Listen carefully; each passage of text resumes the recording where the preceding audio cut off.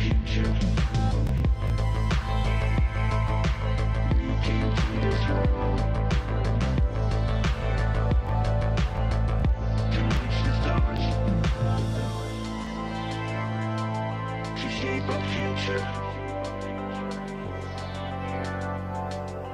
We came to feel the need.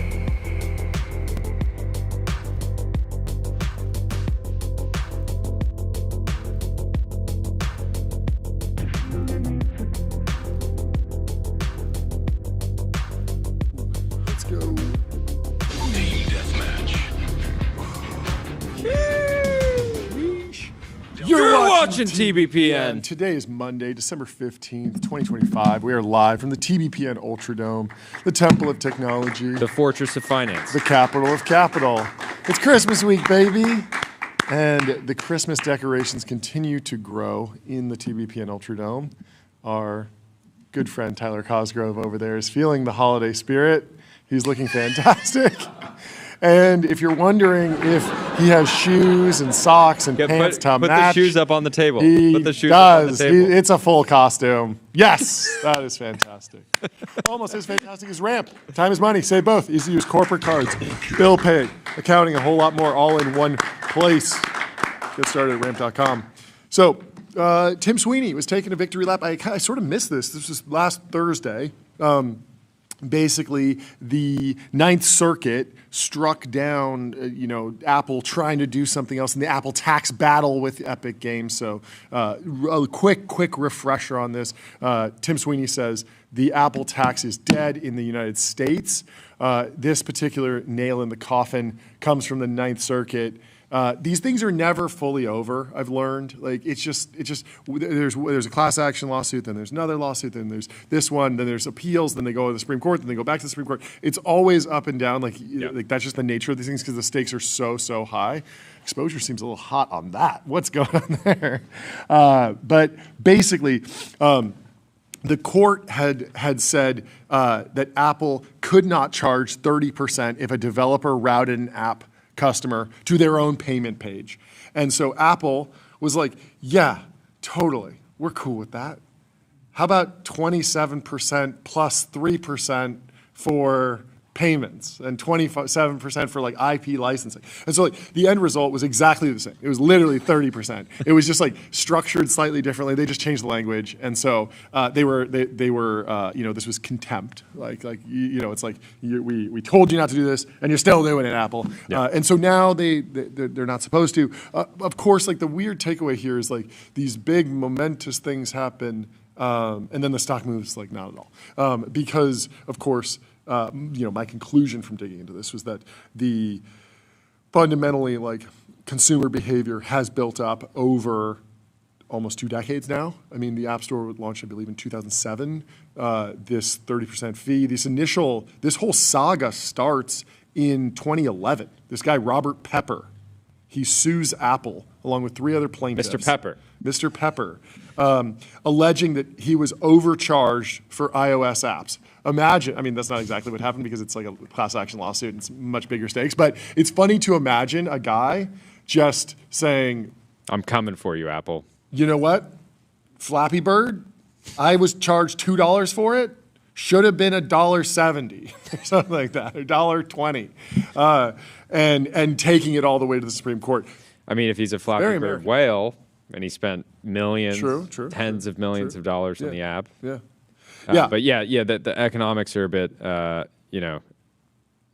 you wouldn't normally see somebody like that suing Apple because they're like, Of course. You overcharged me by $2,000 across the lifetime, and I'm suing you for damages, and it's like a lawsuit that will, With a class action lawsuit, obviously you get a couple plaintiffs who are exemplary of the problem, and then when the settlement happens, it's like billions of dollars paid to everyone who ever purchased an app, right? And you see these things before, like, did you use Facebook between 2016, 2017? You may be entitled to like 5 cents, right? Class action settlements happen all the time. Obviously, massive economic incentives for the lawyers who fight them. Anyway, before I continue, let me tell you about Linear. Meet the software, meet the system for modern software development. Linear streamlines work across the entire development cycle, from roadmap to release.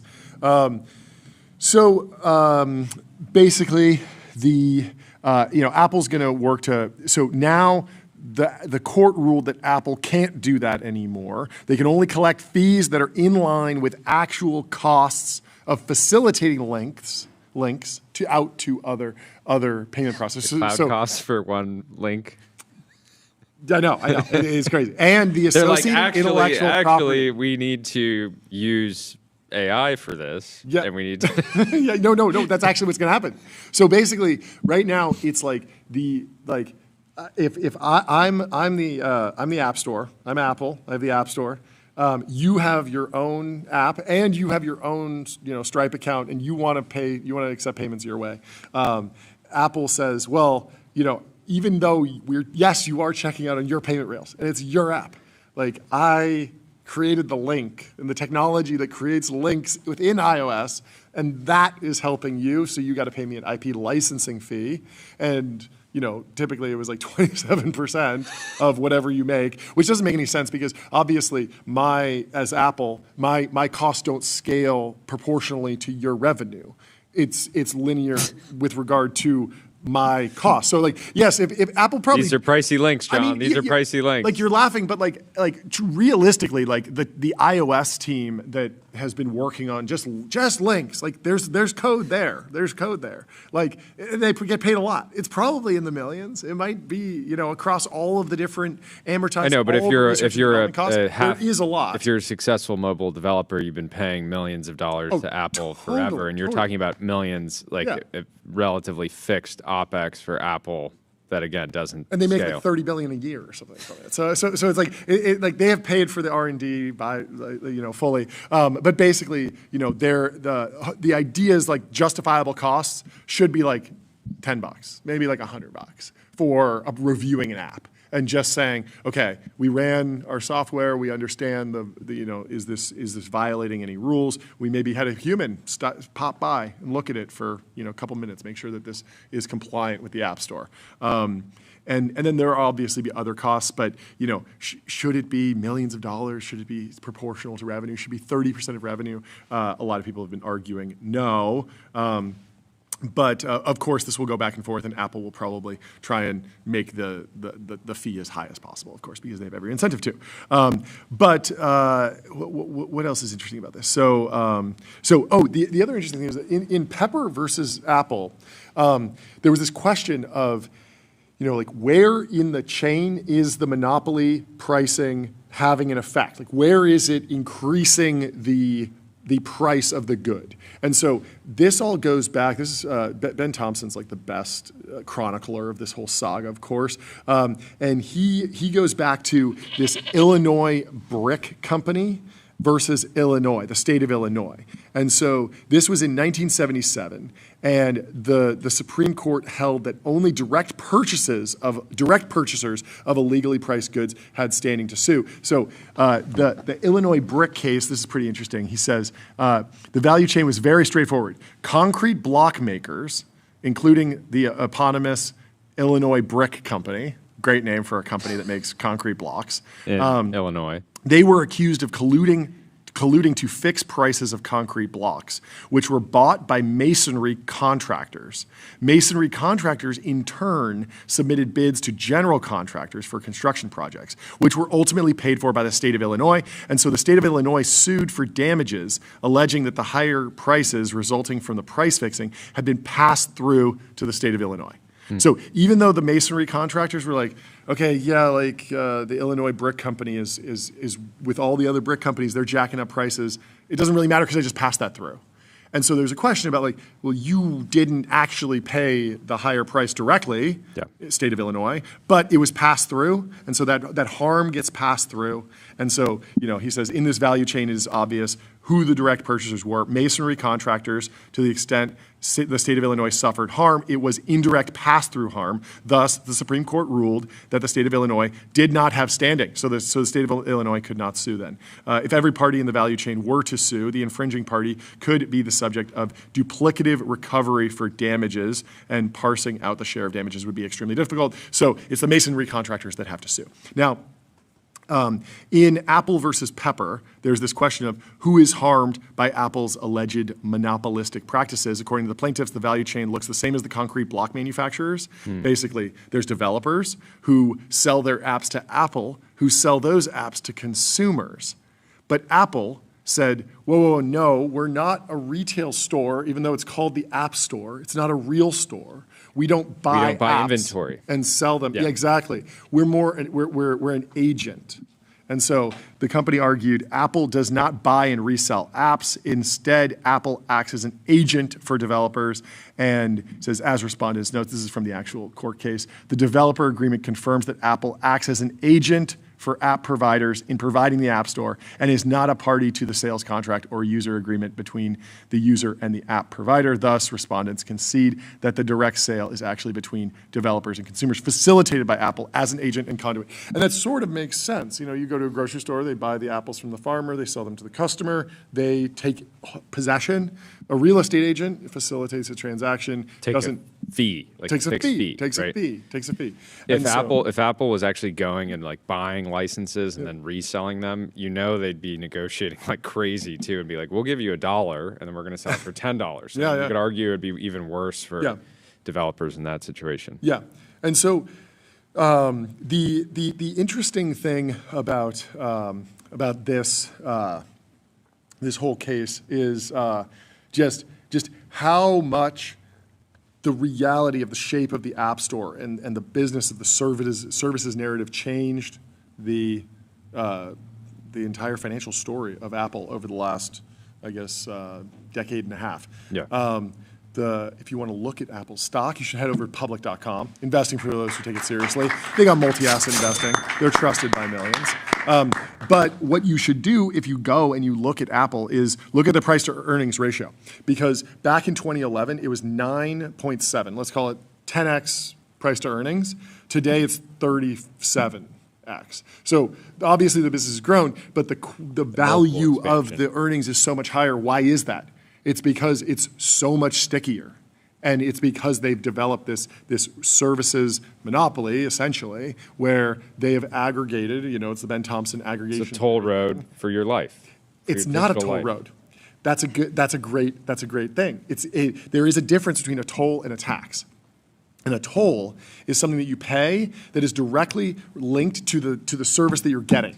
Okay, so you're saying it would be more like a toll road now. Yes, now it will be a toll road, and we should celebrate that, or developers should celebrate that. Tim Sweeney should be celebrating that, because a toll road is something where it's like I'm paying $5 to drive down this road. That money goes directly towards this road. Yeah, the tax structure applied to a toll road is like, what economic value are you creating by driving on our road? Exactly. We're going to charge you 30% of that. Exactly. You're transporting a shipment of televisions on this road. Those are high margin. Or you're a rich person driving. You have some GPUs. You're hiding your GPUs trucks on your truck, are you not? Yeah. You can certainly break us off more, as opposed to saying, every time someone drives on this road, it takes $1 of depreciation. We need $1 million to repave it every year. And so we need to link the cost of using the service with the actual underlying cost of operating that service.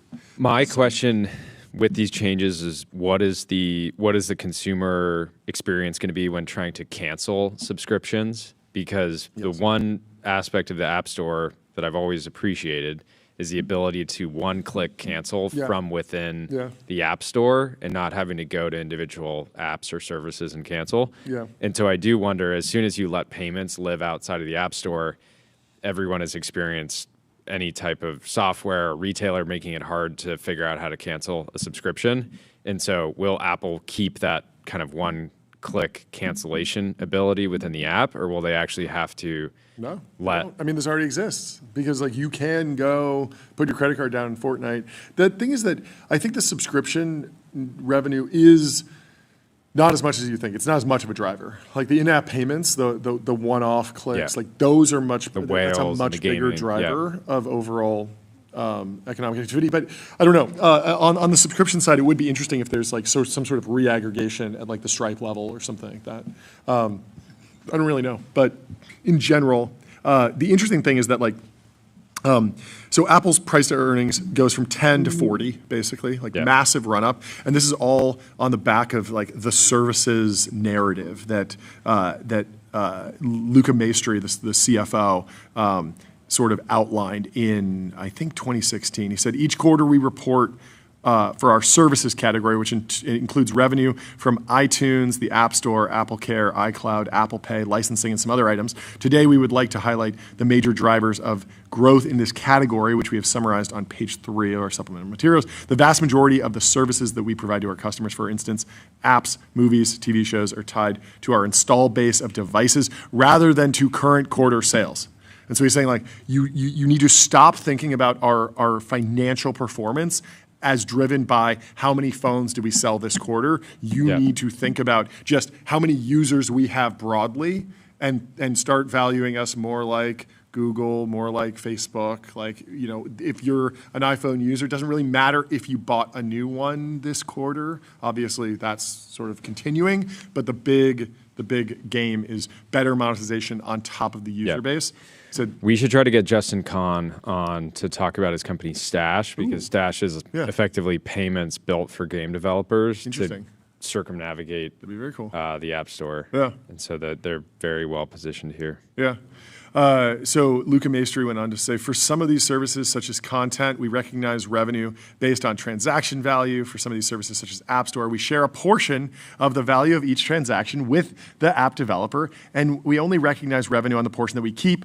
To fully comprehend the scale of the services that we are delivering to our installed base and how fast this business is growing, we look at purchases in addition to revenue. When we aggregate the purchase value of all the services tied to our install base during fiscal 2015, it adds up to more than $31 billion. That's an increase of 23% over 2014. So he's like, and so Ben Thompson has some funny quotes here. He says, like, first off, it's striking that when Apple was facing one of the most challenging years in the stock market, its first response was basically to make the plaintiff's point in Apple versus Pepper. Suddenly, the company wanted to recognize all of the app revenue, a portion of which is shared with developers. Sounds like a company in the middle. Sounds like a tax.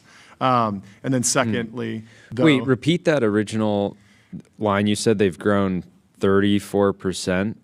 31 billion. They increased 23% over fiscal 2014 was the historical growth. So basically, what's going on is Luca Maestri is the CFO of Apple, and he's having trouble in the market because it's 2015, and what's happening? Well, you're 8 years into the iPhone. 2007, the iPhone comes out. It's expensive. It doesn't have 3G. It's got a lot of rough edges.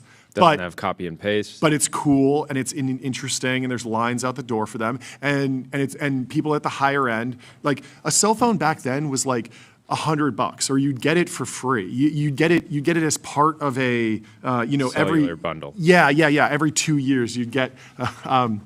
You get a new phone, and it was free, basically. Then the iPhone comes in. It's $600, very expensive, very upmarket. Then a year or two in, they start figuring out how to bring down the price. It comes down to like $300, $400. There's these incentives for signing up for a year-long plan. There's a whole variety of things that make it. The App Store comes out. There's just more functionality. You no longer are well, my BlackBerry still does this, but Apple doesn't. It's like, no, they do the enterprise stuff. They checked all the boxes. And so it's growing. But 8 years in, everyone who has one, they won the game. And so the device install base, device sales are starting to flatline. Yeah. And so then they need sort of a new narrative for the stock, because it's sort of getting beat up because Apple's basically winning the sold smartphone everyone war. an iPhone. But it's over. Like the trade's over, right? It's like, yeah, we get it. Everyone has smartphones now. So the iPhone revenue is basically, or unit sales are slowing significantly. Of course, they're able to raise prices still because people are locked in. Like, it's a good business, but it's not this like incredibly high growth thing anymore. So Luca Maestri needs to come in with a new narrative, and that's the services narrative. And so the services narrative is saying, hey, for a long time, you've been looking at this bucket of basically like other revenue. We have device sales, which you've been obsessed with as the investor, as the Wall Street. You've been obsessed with how many iPhones we're selling, how much we're selling them for, our margins on those iPhones, how many we can make, all of that. And then we've had this other bucket, which is like iTunes, App Store, Apple Care, iCloud, Apple Pay, licensing. There's a bunch of they were other kind of stuff. treating it like the storage feature on the iPhone, where it's like, hey, you have like photos and these other things that are taking it, and apps, and then like, don't worry about other. Yeah, like, don't worry about other. Don't worry about other. We're just going to throw everything in there. Don't worry about other because we don't really know how it's growing. Is it that high margin? We don't know. Then all of a sudden it became like, don't just not worry about other. Like, in fact, focus entirely on it. Focus on it exclusively because it is the best revenue that's super high margin and it's growing really fast. And oh, by the way, if you zoom out and you look at the economic activity that is driving on top of the App Store, that's, yes, our take rate's 30%, but on top of it, just in 2015, it's $31 billion of economic activity in that ecosystem. And so this is like an admission of like the economic power that they have. But Ben Thompson was not a fan of it at the time. I mean, he was a fan from the stock price perspective, but he had some really, really harsh words. He said at the time, it seems incredibly worrisome to me anytime a company that predicates its growth story on rent seeking. It's not that the growth isn't real, but rather the pursuit is corrosive on whatever it was that made the company great in the first place. It's like, whoa. It's sort of like, okay, they're going like private equity mode, like the beautiful art, the creativity is gone at this point. And that's a large... Tim Cook has effectively done exactly that. Yeah, and he says, that is a particular, again, this is from 2018, that is a particularly large concern for Apple. The company has always succeeded by being the best. How does the company maintain that edge when its executives are more concerned with harvesting the profits from other companies' innovations? So going forward, the growth story of Apple has been someone else innovates, someone else creates an app, and we'll take 30%. And we don't need to do the innovation. That doesn't need to happen here. Yep. And that's a big shift in the narrative. Whereas before, all through 70s, 80s, 90s, 2000s, it was like the innovation comes from Apple. They're like, we're going to make the iPhone 1700. It's going to be newer, lighter, better, faster, stronger, and they're going to buy it, and then we're going to take our cut from everything on top of it. Exactly. Anyways, should we continue? Yeah, we can move on. Let me tell you about Apple's newest partner, Gemini. Gemini 3 Pro, Google's most intelligent model yet. State-of-the-art reasoning, next-level vibe coding, and deep multimodal understanding. Megan, in the Wall Street Journal, has a scoop. OpenAI ended a policy earlier this week that required employees to work at the company for 6 months before their equity vested.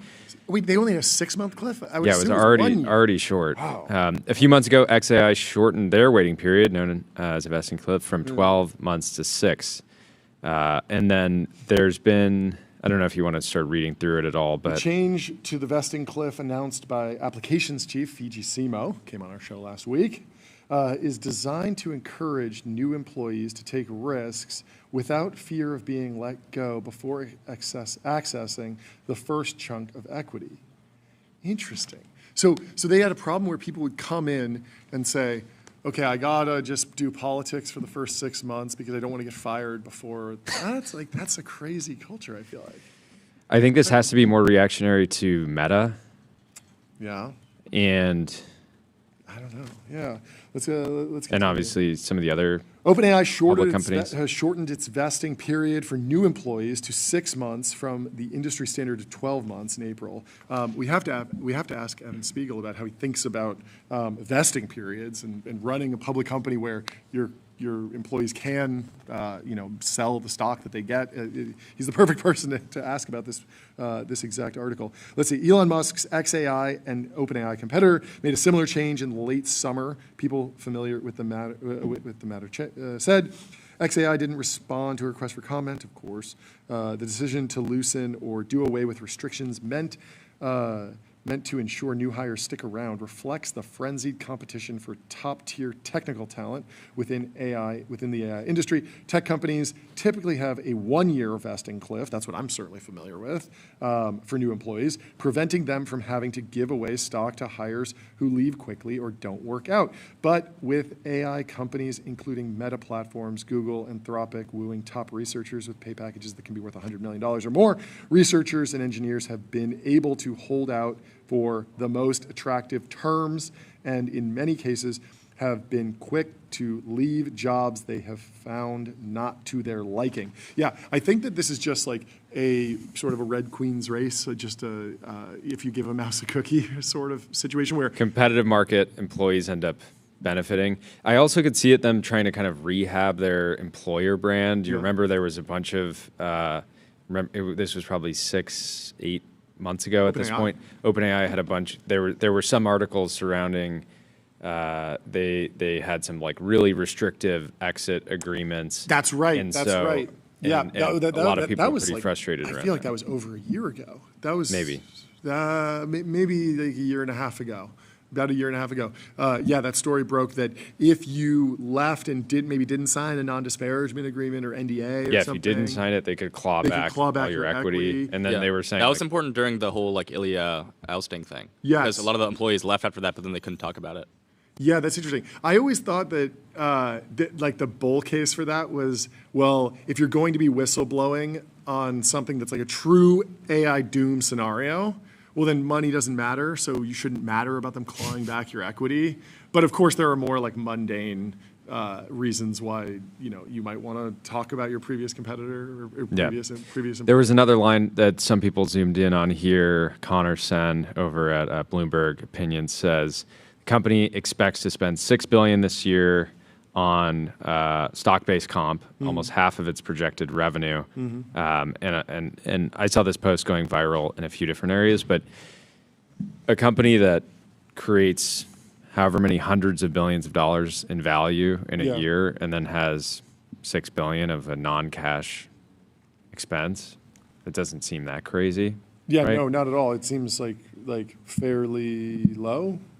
It's a $500 billion company, so it's 1% of the market cap that's going out to employees. And also they have to be in like an incredible talent war. They're growing. There's just so much to do there. Yeah. The number that was shocking to me was that you remember last week how there was the rumored SpaceX IPO. That is apparently continuing. So SpaceX schedules bank pitches for IPO, is in the Wall Street Journal. The SpaceX IPO, if they raise $30 billion, will be lower than the $40 billion that OpenAI raised offered. In this private in the private markets. And so there's been this big question about like are the private markets tapped? It appears it's the David Goggins thesis of the market. There's always David Goggins thesis for life. I mean, if you went back, like I don't know, 5 years, and you were like, do you think you could raise $40 billion in the private markets, or would you have to go public for that? They're like, the Saudi Aramco level funding. Like, yes, you'd have to be public, but turns out you do not have to be public because, in fact, $40 billion is available in the private markets if you're OpenAI. Let me tell you about Numeral. Compliance handled. Numeral worries about sales tax and VAT compliance, so you can focus on growth. Let me continue with this. Tech investors have privately complained. They're complaining? What do they have to complain about? We're in a bull market.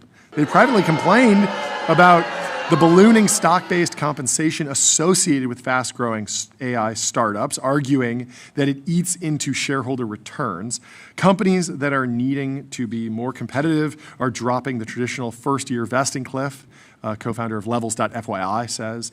In August, after Meta chief executive Mark Zuckerberg launched a full-scale raid on OpenAI's staff and offered giant pay packages, OpenAI gave some of its top researchers and engineers a one-time bonus, with some employees receiving millions of dollars, the Journal previously reported. Yeah, I was thinking about that with the Mark Chen went on Ashley Vance and was like, I don't compete with Meta dollar to dollar. Like I won't match their offers. He won't go band for band. He won't go band for band, but it doesn't mean that he won't fight back. He'll go cliff for cliff. He'll go cliff for sure, and also he'll go like one-time bonus during a crazy raid, like if the time calls for it. So it's not like he's not participating in the war at all. He is a little bit, but I think it's the right move.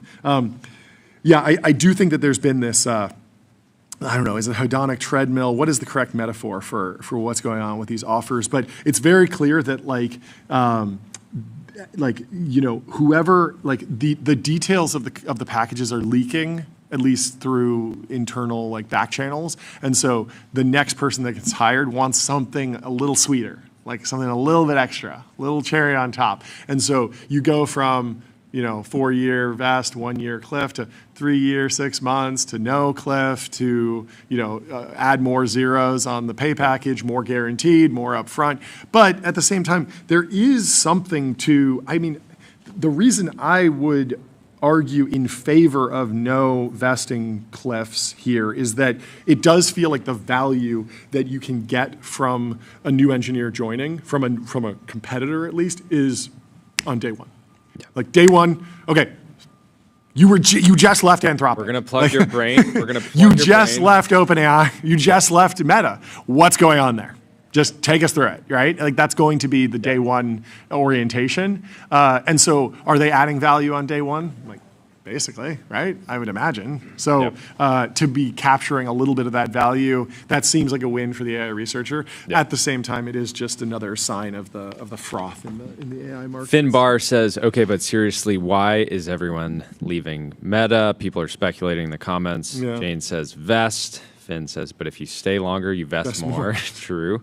Someone else says no direction for the company. Several major unannounced RL project canceled. The 100 million boys reportedly do zero work because they know that if Zuck fires them, he'll look foolish. I don't know. I think some of these $100 million men and women they are about that life. They do want to pursue greatness. They do want to do the biggest run. Yeah. So who knows? I'm sure there's some instances of that. Andrew says behind state of the art on their models. Of course, that's why Zuck, overpaid for talent is to try to catch up. Yeah. No PMF on their consumer AI products, even though they forced everyone on Instagram to see it. I think we got to wait a little bit for the Christmas season to come and go and see how these things are selling. Yeah. They don't even use llama models internally to code. I mean, that makes sense. It is a tough position to be in because they don't have a public cloud. They don't have a cloud service, even though they are a hyperscaler. So, with Google, even if Google gets completely smoked by OpenAI and ChatGPT winds up being truly the Facebook of chat apps, and it's 99% people use it captures 99% of the consumer AI value. It's having a Gemini API is still extremely valuable because you have cloud services. It would be odd for Meta to wind up trying to build a public cloud service around the llama models. I mean, even if they went closed Zuck did source, say at one point though that they would be open to reselling capacity. But then you're going up against Anthropic directly. It feels very, very tricky. I don't know. Anyway, let me tell you about Cognition, the team behind the AI software engineer, Devin. Crush your backlog with your personal AI engineering team.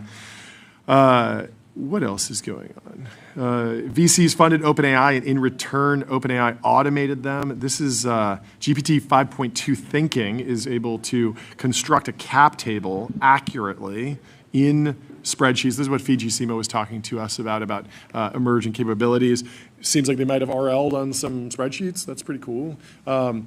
Truly everyone is going after spreadsheets at this point. There's everyone from our sponsor Ramp to Microsoft to a number of startups that have been on this show talking about Excel agents, Excel plugins, Google Docs plugins. I'm so interested to see how that market actually shapes out. Who wins? Because there's so many AI for Excel plays, some full stack, some plugins. Yeah, and it's it's not that Harvey was pitched as a Word plugin. Even though lawyers do a lot of work in Word, that was not the instantiation of that product. It was much more just full service product. It was interesting. Anyway, there's a clip of Sergey making a joke about automating away VCs. Should we play this video? Pull it up. Do you have the ability to pull this up? Let's do it. What does he say? No audio on our side yet, folks. Any luck? Well, in the meantime, let me tell you about... Oh, here we go. Can do that human majority of jobs that we know today, like more than 50%, might be replaced by machines that can do that human judgment piece better. Well, we've been working on the venture investment machine learning. No, I'm just kidding. It's kind of true, actually. As long as I can buy one, I'm good. You think you'll do it? That is kind of what Google Ventures does, no? They started that way. I don't know if they're actually doing that. Like, I don't know. They keep hiring partners for whatever reason. So This is actually hilarious. Might not be working. Where was this? Extremely candid. This is very funny. Love it. Anyway, let me tell you about ADIO, the AI native CRM. ADIO builds, scales, and grows your company to the next level. What is up with this? The CIA lost a nuclear device in the Himalayas. Did you read this article? Apparently, this is not new. It's not a new story, not a but new there's story. some new reporting in here. Okay, what happened? How do you lose a nuclear device in the Himalayas? I want to go through this. My only concern is that it's going to potentially take like an hour to read well, through. Let's do it another day then. Yeah, we can do it. Let's do it tomorrow. Let's summarize it and let's put a link to it in our newsletter, where you can get tech analysis and news, get our daily op-ed, top headlines, and more. Sign up at tbpn.com. There was oh yeah, you want to go to somewhere else? Take us wherever. I was going to take us to Brett Adcock. Okay, he what's going on with Brett had Adcock? a party over the weekend Yes. with Deadmau5. Okay. And let's play this video. So he posted earlier today that Figure is looking quite cheap Yes. now in comparison to SpaceX. Okay. Right, because there's a new biggest line on the private markets chart. Drinking on here? What is he drinking?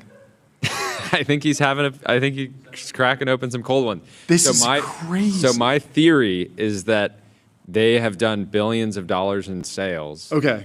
And this is kind of their way of signaling. Signaling. Kind of, if you know, you know. Because, of course, it would be absolutely insane to have a party like this Yeah. if you still hadn't shipped a product, if you still were kind of a sort of, I don't know if they're pre-revenue, but certainly being valued on Vibe. So there's no way they would throw a party like this. Because SpaceX has 30 billion in revenue, right? Yeah. So and it's going out at 1.5 trillion. So it's at like 50x revenue. So to be cheap, he probably trading at like what 20x revenue, something like that. That was 10x my revenue? theory. That was my theory, at least. And then right? So they're what's at the around market? 40. They're 40 billion. They're at around 40 billion. So yeah, they could be doing like 2 to 4 billion in revenue potentially. Yeah. If it's cheap on a dollar per revenue. I think basis. this is very much on a price wink, to sales ratio. a wink moment, because seriously, no, I don't think any CEO would throw this crazy of a party if you weren't This is a really wild holiday printing. party. So expect an announcement soon. I would. Expect an announcement Look soon at that. on That's pretty crazy. on the revenue side over at Figure. Anyway, that's wild. Astro Compute, Pranav. Are we getting him on the show? Have we tagged Yeah, him? I think he's Okay. coming on tomorrow. Okay, fantastic. So Pranav has done the math. He sat down and did the math on the data centers in space. He said everyone and their mother has something to say about space compute, but no one has comprehensively broken down the physics, energy, cooling, economics, and the real work involved. So I built a first principles model to show you guys myself. Tyler, what was his conclusion? Yeah, so I mean, Are we you cooked? can go through it. You can change all the different parameters and stuff, and then Yes. you can run the simulation and then kind of see where it lands. I think the conclusion was that like there are a lot of scenarios where it does make sense. Like Okay. we like today, right now, if we use current technology, probably not. Mm-hmm. But if you kind of use the trend line where things are going, I think it's like pretty reasonable to say that like there's a scenario where it does work. Okay. Yeah. What are you laughing at? Fiberglass is clearly an OG. He says that was some OG dry humor rage baiting, like from day one TVPN. It's true. We certainly got a year ago that was certainly like 50% of the show's content. For sure. Fiverr, it's great to have you here. Thank you for being a day one. Andrew McAuliffe, who's building spacecraft over at Varda Space. He's going to put data centers on a boat, potentially. He has a boat project that's very fun. He says data centers in space, it might not be economically rational, but it might be physically possible. Oh, is he breaking rank from the co-founder of his company, Varda, Delian? He says, I'm trying to bring some quantitative structure to a conversation that's been mostly big number vibes. So we have sort of dueling math equations at this point. What is he? This is vibe coded so maybe we need to have a debate. Maybe we need to have them both on. But he says, TLDR, the analysis is actually far more favorable than I thought. It's a close thing. I desperately want a Kardashev level civilization, but we've got a lot of work ahead of us. Interesting.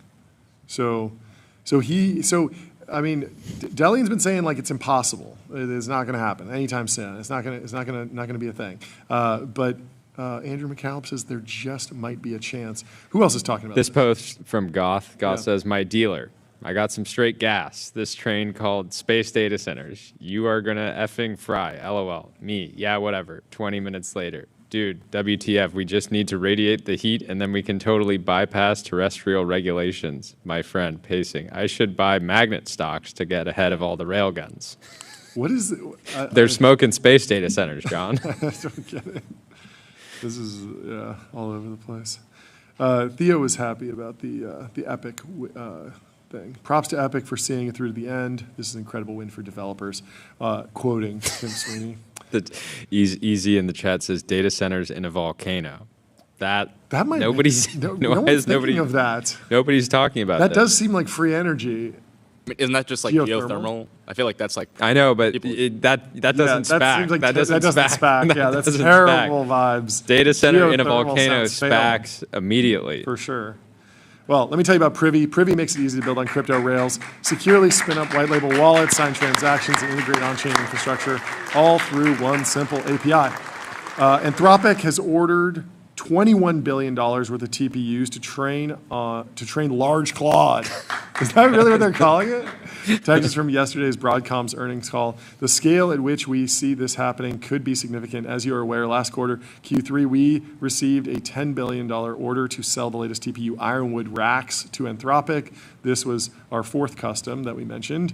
In this quarter, we received an additional $11 billion order from this same customer for delivery in late 2026. But that does not mean our other two. Kaiju fights are the best kind of fights. From October, this is from Andrew Curran. He says, Anthropic is in discussions with Alphabet's Google about a deal that would provide the artificial intelligence company with additional computing power valued in the high tens of billions of dollars, according to people familiar with the matter. The plan, which has not been finalized, involves Google providing cloud computing services to Anthropic. According to people familiar with the matter who asked not to be named, Google is a previous investor and cloud provider for Anthropic. Large Claude was just me having fun with words and is not anything official. I also considered Fat Claude. I'm saving Colossal Claude and Gargantuan Claude for 2027. Giga Claude. Vast Claude.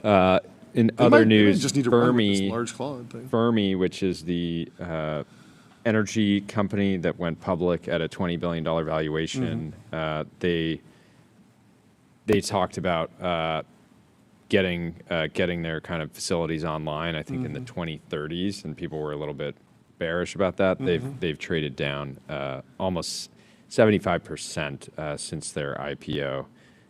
So it seems like, we've basically seen this kind of rolling correction across every single AI pure play. You could even say that. But nobody's done volcano data centers No one yet. has done those. But where are you going to, the chat's asking, where do you put the heat? Just shoot it up into the air. That's Yeah. Volcano data centers is funny because immediately you're like, but don't you want the chips to be cold? You need cooling, not heating. Yeah, the heat dissipates with the lava. It would be great to just hardlight, but the heat's free. Heat's free. Data centers are hot, and in this one, we're getting the heat for free. No.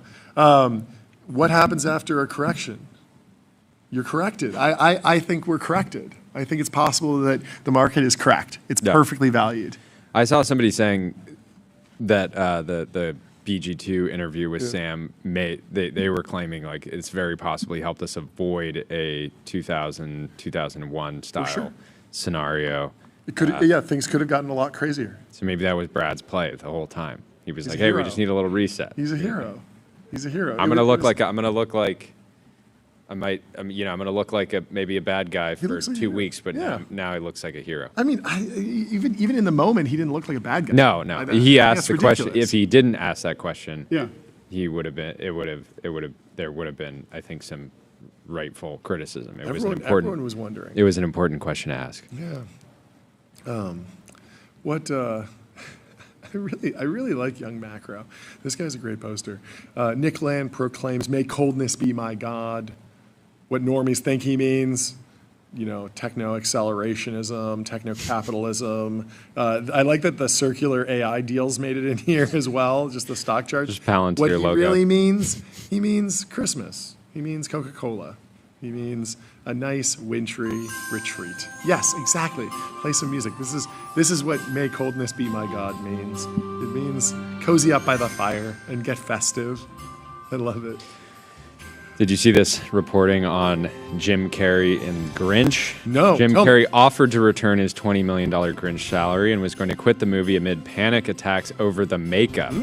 Then a guy who trained the military on enduring torture was hired to help him. Whoa. Richard Marcinko was a gentleman that trained CIA officers and special ops people how to endure torture, Carey told The Vulture. He gave me a litany of things that I could do when I began to spiral, like punch myself in the leg as hard as I can, have a friend that I trust and punch him in the arm, eat everything in sight, changing patterns in the room. What? If there's a TV on when you start to spiral, turn it off and turn the radio on. Smoke cigarettes as much as possible. There are pictures part of of me the as the advice. Grinch sitting in a director's chair with a long cigarette holder. I had to have the holder because the yak hair would catch on fire if I got too close.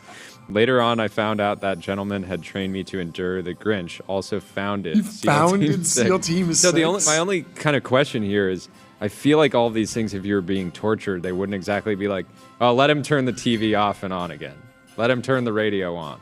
Oh, Give him a yeah, bunch of that is cigarettes. interesting. So I Yeah. think these are probably great things to do if you're not getting tortured and you're just developing an anxiety attack. Yeah. I did resonate with this because when we had the Halloween makeup Well, on, I mean, to be fair, it could be like metaphorically being tortured, like in a foxhole as a member of SEAL Team 6. Like if you have you're staking out someplace and you're in a you're muddy pinned down. pit and Yeah. it's a hole and you're not actually being directly tortured by like an enemy, but you have to deal with a really hard situation. And so you sit there chain smoking, and I don't know why you have a TV in this scenario. Again, I didn't land the plane on that one, but yeah, this just resonated because when we were 3 hours into our Halloween episode, and I started to realize didn't I was resonate like, for me. I was like, I am Skill issue. fully. It felt like very suffocating having I was fine with it.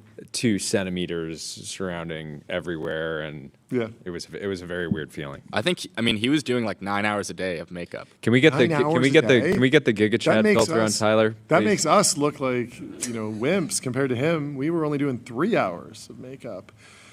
9 hours is really, really heroic. Wow. Well, totally worth it. If you aren't watching The Grinch this Christmas, go watch something that's being restreamed. Restream, one live stream, 30 plus destinations. If you want a multi-stream, go to restream.com. Merry Christmas! Will Brown says ChatGPT is the only consumer app with regular pop-ups asking if I want to downgrade my subscription. This was hilarious. 3,000 likes. I mean, it's a testament to the. They're running this as an product A/B development. test. This They're is like, we not- tell people they can pay less, and they don't. They enjoy giving us money. Hey, maybe the pro plan results in more permanent churn, and so this is actually LTV. A downgrade is actually LTV positive. No way to prove that that's true, but it would be very funny if that was the case.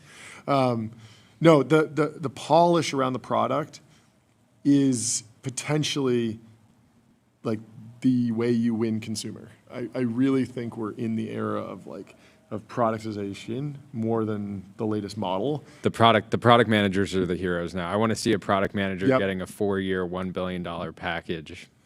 It's not completely over for the AI researchers. Like the models are important, they do get better, and there's functionality under the hood that's research driven, that's valuable. But if you believe in the Ilya, we're in the age of research, then what is the AI researcher doing? Like, they are doing experiments that you have no idea the timeline. Like, you're not just doing engineering. You can't just put one foot in front of the other and get easy wins. It's actually going and doing science and discovering new ideas, new ways to create new capabilities. And so in the age of research, the researchers should be off doing research, and the user experience designers are the heroes, basically. I mean, the product managers are going to be more important as the apps fight for market share. What do you think, Tyler? You agree with that?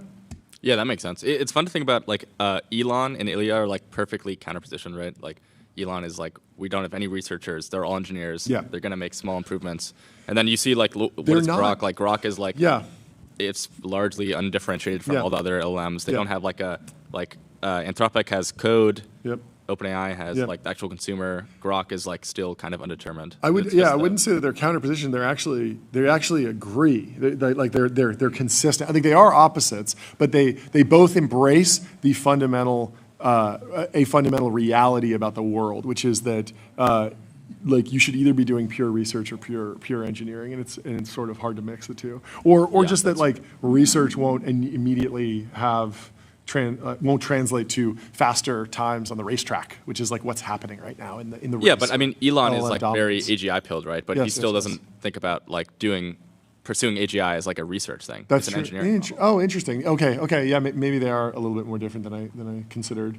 I don't know. I mean, how do you interpret the fact that the ARC AGI scores are going through the roof, and yet qualitatively, like, people are not shocked by the interaction of talking to 5.2 or the latest Claude 4.5 or I think it's just about, like, the spikiness thing. Yeah. Where, like, they just created a new spike. I mean, the spike just got longer, right? It's like the coding ability of the model, I'm sure, is much better. Yeah. But the actual, like, ability to write prose is not that much better because it's just, like, not what they're pursuing. Sure. But it is bullish. Like, this has been my take for a while, where, like, if they can, even if it's just benchmarking on ARC If you AGI. can create a spike in any direction, you can solve sort of any economic problem. Yeah, then the real problem... Just create every possible spike, and Yeah. eventually it no longer looks like spiky intelligence, it looks like smooth. Yeah, like, the brain engineering task intelligence. is to find the RL environment that makes the model better at writing, which is, like, what they're doing. Like, you see all these RL environment startups that basically just make these things that models, that labs train on. That specifically do things. Suspended Cap says OpenAI could probably save 25% on their compute if they just taught the model to give me the answer and then shut the F up a bit. Wild. This one resonated. Figma, think bigger, build faster. Figma helps design and development teams build great products together. Get started. Figma.com, of course. Jason Fried has a note here. He says one of the best upgrades to ChatGPT is simply changing the base style and tone to efficient and giving it a simple get right to the point, be practical above all instruction. No more praise, no more flourishes, just the answers. Everyone appreciates Tyler jolly maxing. He really is in the Christmas spirit. It's fantastic. Hey, are you a miner? No, I'm here to sell shovels. Everyone's selling shovels. 20,000 likes on this just for different shovels. Some people are mining. Some people are in the trenches. But it is just a few people that are not selling. Big change from a year ago when everyone was just talking about how rappers were cooked and people were talking somewhat negatively about rappers. Yeah, it's interesting. Are rappers selling shovels during? No, they're mining. It's mining. It's actually mining in, like, a very small side mine, not the main mine, but, like, a smaller side mine, I guess. What do you think? I would think of mining as being, like, if you are actually, like, using the models to do, like, a roll up or something. I think that's much more in fun. the AI shovels mining analogy. The mining, I feel like it's Elon and it's Sam and Demis that are doing the mining, right? They're doing the core thing, and then everyone else is like I'm drafting off of them. I'm supporting them with shovels. Like there's a gold mine that's being mined, and if I'm just, like, riding the coattails of that, then I'm coming along. I think of the gold as being the output that you can get with the models when you use the models. The models are the shovels. The models are the shovels. Yeah. So then That is actually funny. Like if you're doing a roll up of some whatever companies, and you're using AI to just you're not like it's not an AI company, but you're using AI a lot. Typically the way the whole shovels analogy is levied at startups is, oh, you don't have it in you to create a great mobile app, so you're going to build a developer tool that helps people ship mobile apps. That was the original, like, the shovels critique. And it's the same thing with AI, is the idea of like, why don't you solve a cool problem with AI? Actually create some sort of like, system that solves a particular problem, versus saying like, we're a platform for running AI agents on top of it. Like, we don't know what the agents will do, but we know that they need, a database or something like that. Yep. That critique has never hit that hard with me, because like they're both valuable. We need all of that. Yeah. That being said, though, YC, I think it was the spring YC batch, there was a lot of people selling shovels. It felt and shovel not mode. a lot of like very specific. 100%. I'm creating a full stack solution for end customers, or I'm creating AI agents to help you manage your AI agent infrastructure company. No, and it was like, totally. well, what about? I think we need more actual end state agent companies that are selling to everyday consumers. Everyone talks about selling shovels during a gold rush. No one talks about selling just the wood shaft that goes into the shovel. I don't even sell the shovel. I'm a particular slice of the supply chain in the shovel supply chain. I'm so deep in the shovel supply chain, I sell the screwdriver that makes the screws that assemble the shovel. That's my business. I'm 7 layers of abstraction away from the gold. I sell the shovel-making machine. Yes, the shovel-making machine. That's where you want to be. Speaking of wrappers, I wonder if anybody's building a wrapper company to help people wrap presents. I'm assuming that all the different LLMs can do this pretty well. You take a picture of an item, they can, Could they do that? That's sort of like your Rubik's Cube benchmark. Because it requires shape rotation, which the models have been notoriously bad at. Yeah, I wonder, can they not very actually give you instructions on an arbitrary size present, the best way to wrap the present? That would be an excellent. Well, speaking of holiday gifts, demo. we did a snap demo. We did today. I was wearing the specs. We're about to have Evan on. Yes. And I asked my specs. I said, "Can you count the presents under the Christmas tree?" And it nailed it. Yes, fantastic. So, these are the important problems. I think it's about time. Yes, let's bring in Evan from Snapchat. Welcome to the stream. We're going to walk in, and let me tell you about Fall, a generative media platform for developers. Develop and fine-tune models with serverless GPUs and on-demand clusters. Evan, great to see you. No way. Go for the tree? Thank you. Great to have you on the show. Put this there. Please have a seat And there. suit it Thank up. you so Suit it much. up. Look at And this. You look fantastic. My wife told me to wear a wear a suit. suit. She was like, it's part of the. It is. Part of the We put on these suits sort of as a joke. It was sort of a. I mean, you're one of the many tech people who maybe popularized the T-shirt. And I wore the T-shirt for my entire career in technology, and we were like, we want to stand out. Everyone else in tech podcasting wears the T-shirt. Everyone wears the T-shirt, whether you're CEO of a public company or a podcaster, you wear a T-shirt. We're like, how do we stand out? Let's do the opposite. Let's wear the suit. I feel like it's like instant credibility too. Well, the funny thing, when some of our videos end up going viral in parts of the internet that aren't kind of familiar with what we're doing, there'll be comments of people like, "Look at these guys in suits. They don't know why. How are they talking about software? They don't know anything about tech." It's like not getting the bit. It's very funny. Anyways, super excited to have you on today. There's so much to talk about.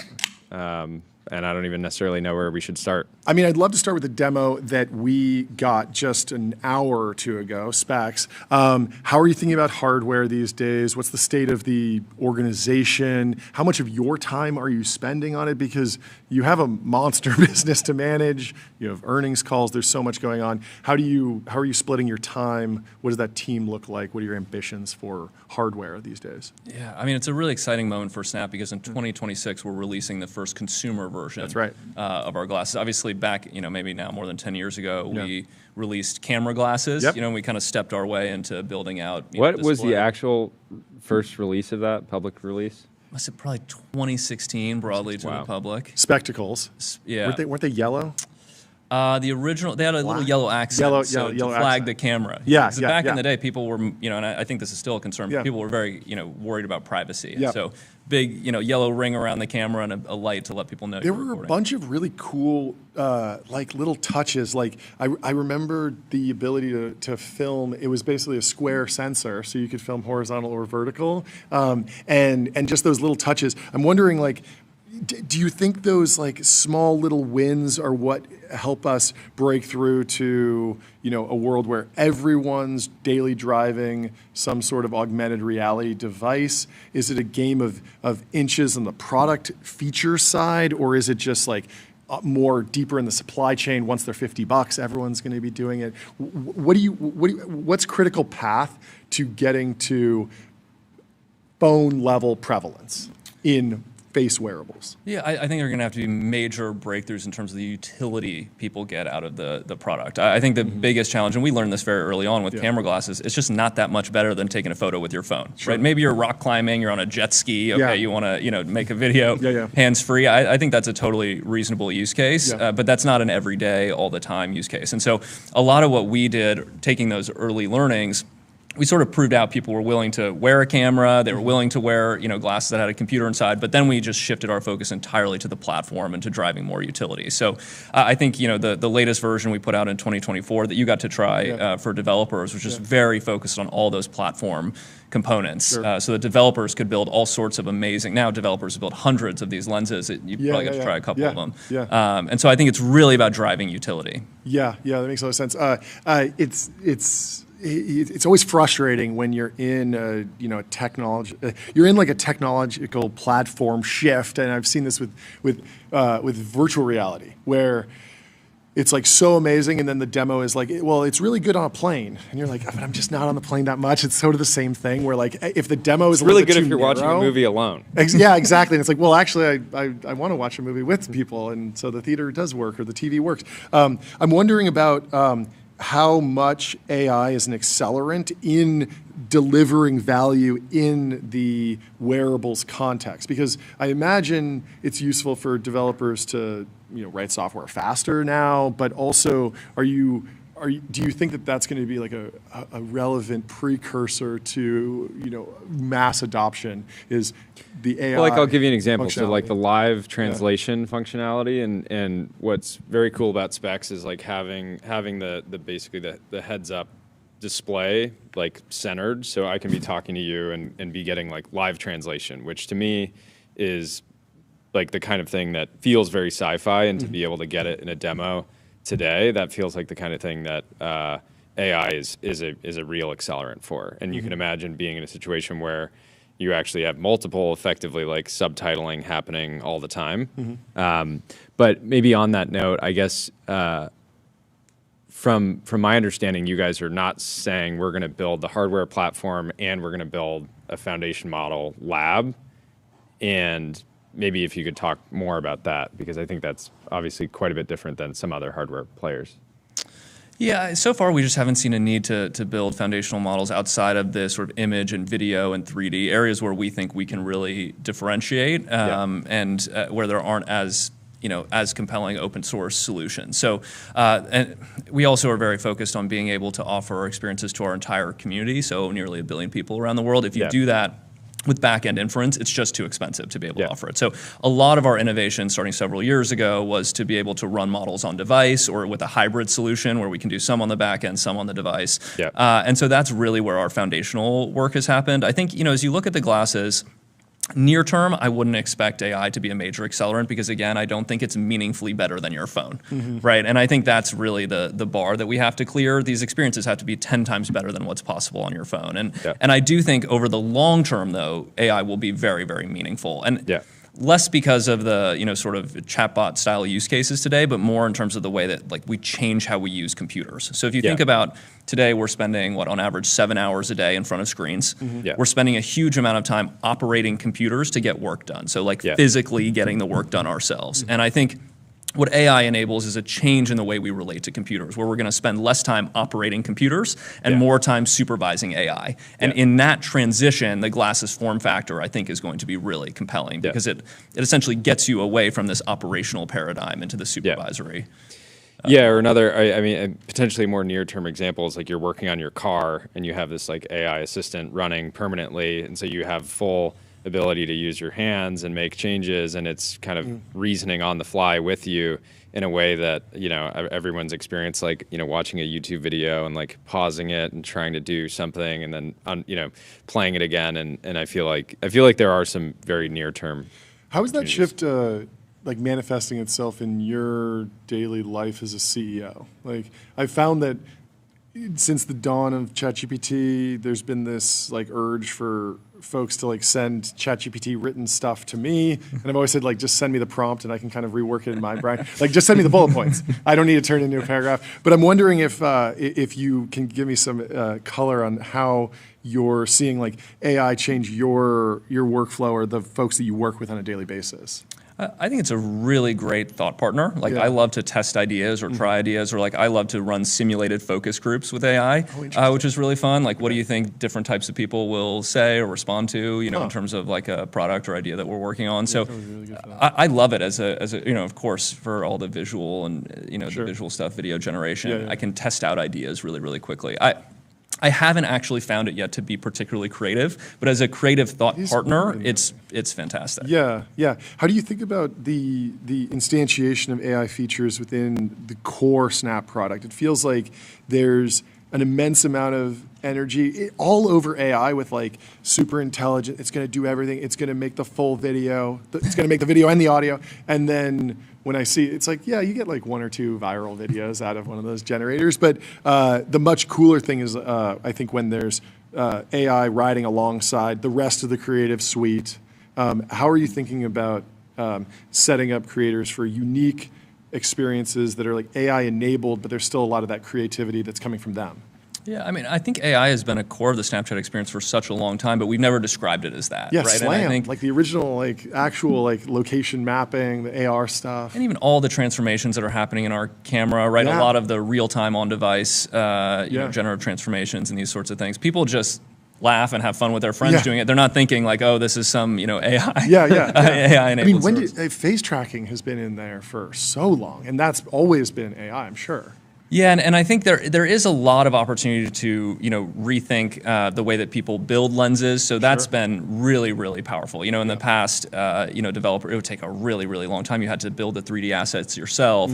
I think there's a huge democratization that's happening right now because anyone, you know, we have a tool called Easy Lens. You can, with a prompt, build all sorts of amazing experiences in AR. Yeah. What is the economic flywheel there? How do you think about allowing folks to monetize that, build businesses, like what is your current mental model for the economy that's occurring on the platform? Well, one of the things we've thought a lot about is that there are a ton of models that are being created, but very few people actually have customers. We have a ton of customers, and so what we've done is created a service called Lens Plus. So if you're a developer, you can publish your lens to Lens Plus. That means it's behind our paywall. People get free generations. They can use some lenses for free for a certain amount of time, and then they convert to paying customers, and we revenue share with those developers. So I think, interestingly, Snapchat's become a bit of a front door, right, for folks who want to deploy their models or deploy a specific lens, or, you know, sometimes people are even building more advanced game experiences inside of Snapchat. And with Lens Plus, they get all that monetization for free. Essentially, we do that work for them. Yeah. How do you process like the whole the metaverse boom and, you know, bust, and maybe it's going to boom again? Just this idea of like just adding more and more functionality until you're effectively in like a game world, unlimited content. Do you think that like is the primary driver of giving people the ability to make games just better AI tools? Are there other things that you are actually thinking about integrating there, or do you think that like the just partnering with all the models will eventually give people the ability to build whole game experiences?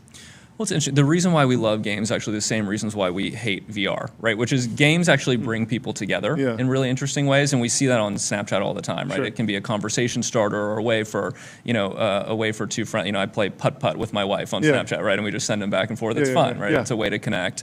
And so I think for us, games on Snapchat are really about, that like spark of connection between people.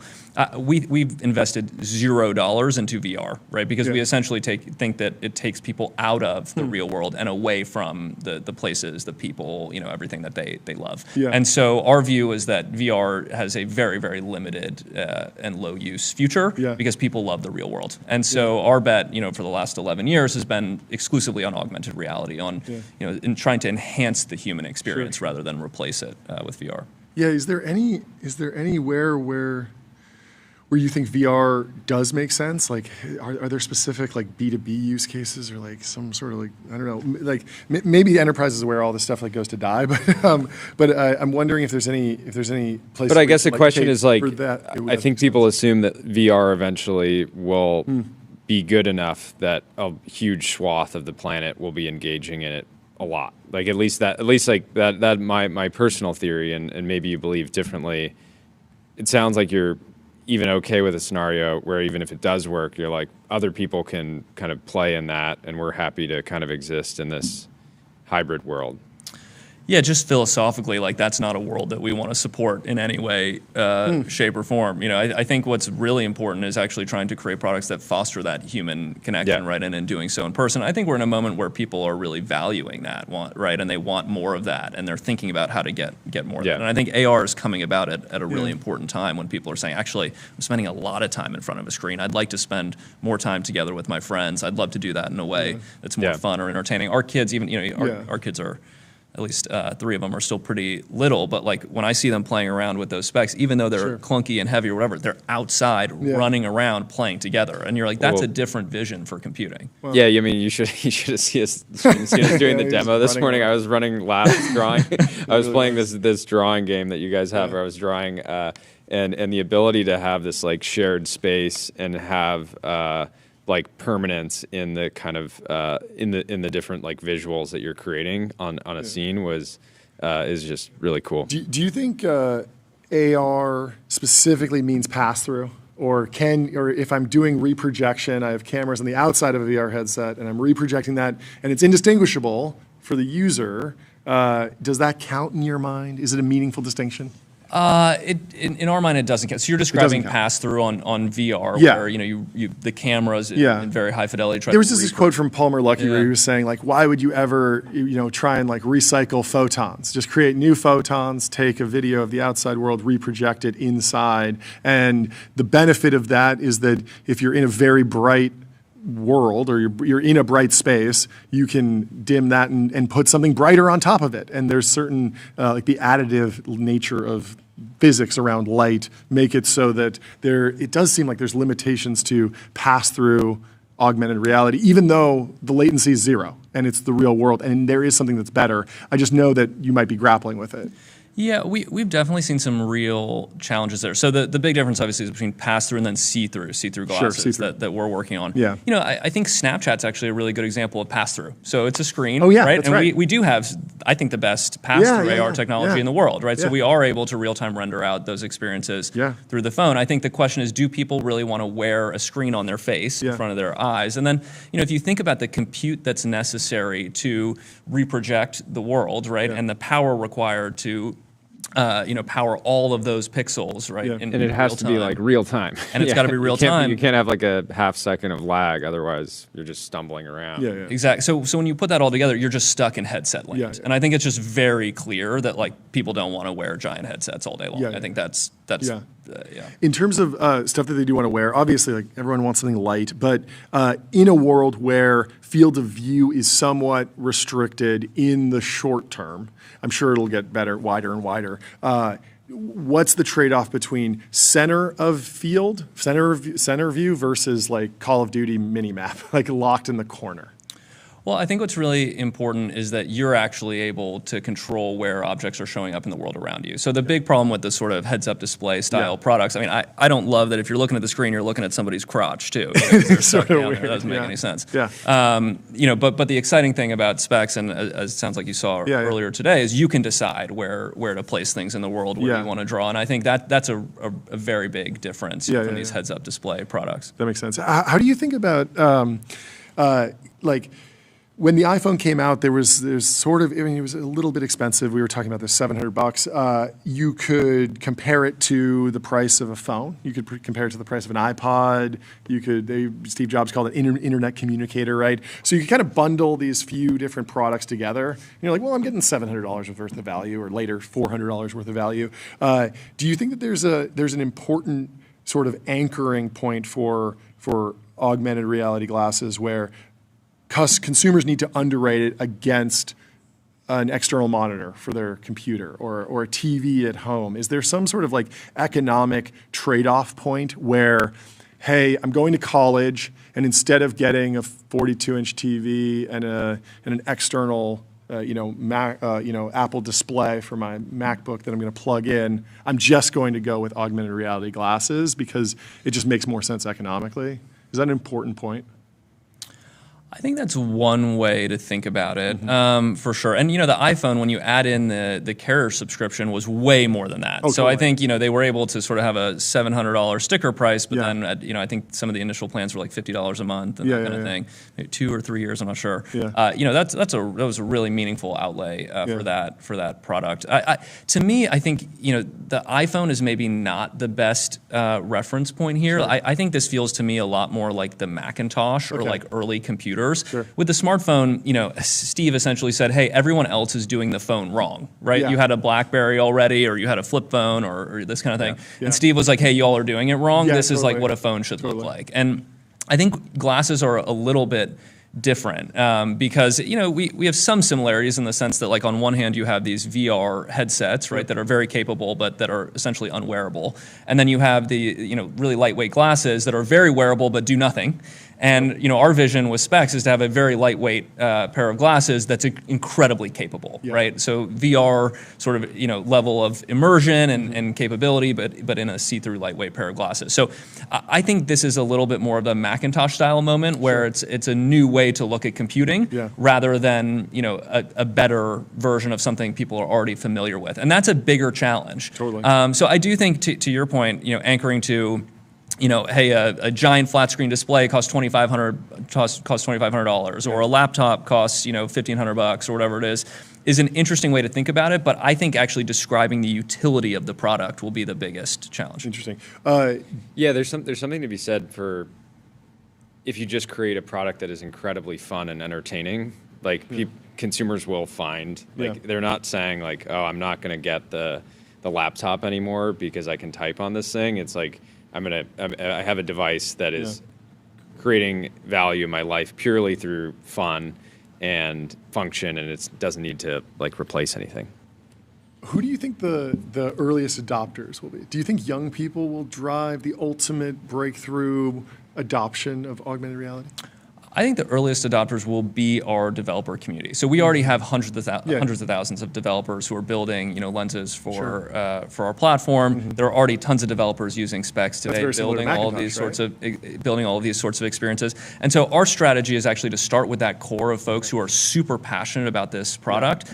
And I think, you know, they'll be able to tell stories about all the amazing things that they're building, which can then help us, you know, transition to more like mass market style adoption. So when a developer's building a lens, you can, you know, pop these on and stargaze, or hey, you can pop these on and, you know, play lawn games with your kids, you know, or hey, pop them on and watch, you know, streaming video on a giant screen while you're playing or whatever you want to do, without having to shut out the world. I think those sorts of stories are really important. Yeah, I feel like Snap has been able to be remarkably resilient with young people in a way that a lot of other platforms, they just kind of like, they get their initial bucket of users, then they grow with them forever, and then they're monetizing when they get older.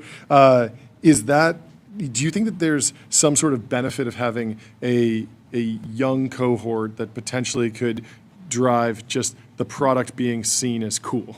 Like,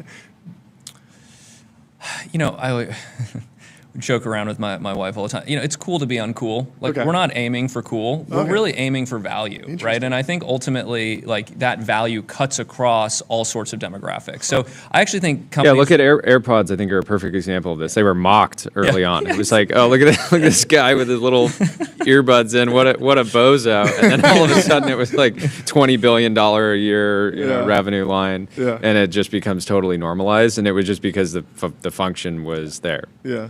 Yeah, and I think being unapologetic about the value is what's so important. And so that's why, again, starting with our community that loves it, believes in it, and has wanted a product like this now for decades. I mean, some of the folks on our team have been working on glasses-based augmented reality for 25 years. We've only been working on it for 11 years. So the community of people who have wanted this product for a super long time are going to be the most excited about it. And that's really who we're speaking to. How do you and the team think about timing out these bets? Because obviously you've been at it for 11 years, and to me, it seems from the outside that it's like trying to pull the future into the present, but at the same time being like patient and not betting the company on like, hey, we need to make 10x the progress in the next 12 months, otherwise we're killing this product. Like it feels like quite a bit more like steady and being open to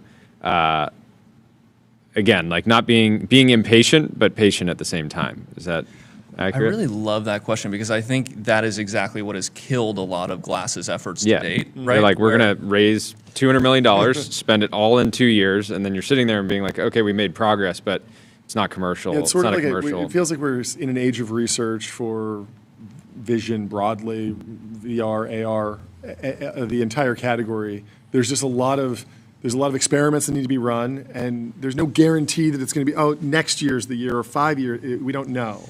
This is one of the reasons why we thought it was so interesting to play in this space, because we have this huge advantage of being able to invest consistently over the long term, right? And that is a unique advantage, especially when we're talking about this amount of capital, right? We've invested more than $3 billion in glasses over 11 years, and we've been able to do that very, very consistently. And so at the same time, we've seen companies, both large and small, start a glass initiative, shut it down, start a new one, fire the team, hire a new team, and just the whole time we have built a team of incredibly talented folks with a very, very singular and focused vision, and we've done that over the long term. Is that part of the pitch? I mean, over the summer we saw insane talent wars. Snap is in a unique position, like somewhat isolated down here in Southern California, which I think helps, but is part of your pitch to talent like, hey, this is not a program that we just started up and we're going to work on for 3 years, and then the budget might get cut by XYZ. Is like durability and longevity a part of your pitch?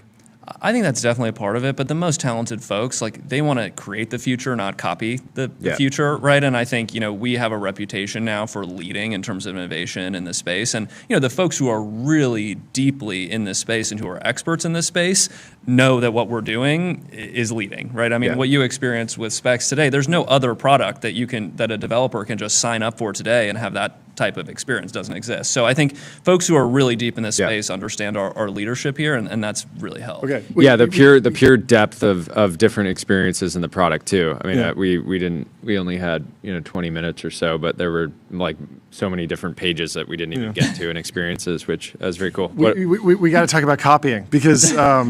I mean, we didn't invent this. We didn't invent television. But we've had a lot of success with it this year. You clearly innovated. You've been part of this. Thank you. Yeah, exactly. There's like a little bit of innovation here, and then there's been a lot of copying, and it's driven us various levels of insane. It drives me more insane. It drives him more insane than it drives me. But at the same time, like, there's no law that someone's breaking if they want to just do exactly what we do. That's the way it works. So how do you stay sane when people are copying what you're doing? Yeah, well, in the early days, we had no choice but to just innovate as quickly as humanly possible because we were late to the social space, right? And Snapchat is not social media. We literally built the business as a response to social media. So messaging. Facebook came first, and Instagram came first, and Twitter came first, and we were using all these products, and we were like, these are not very fun, right? Like this is not actually a great way to communicate with your friends. It's awesome if you're into like status and building your profile and collecting followers.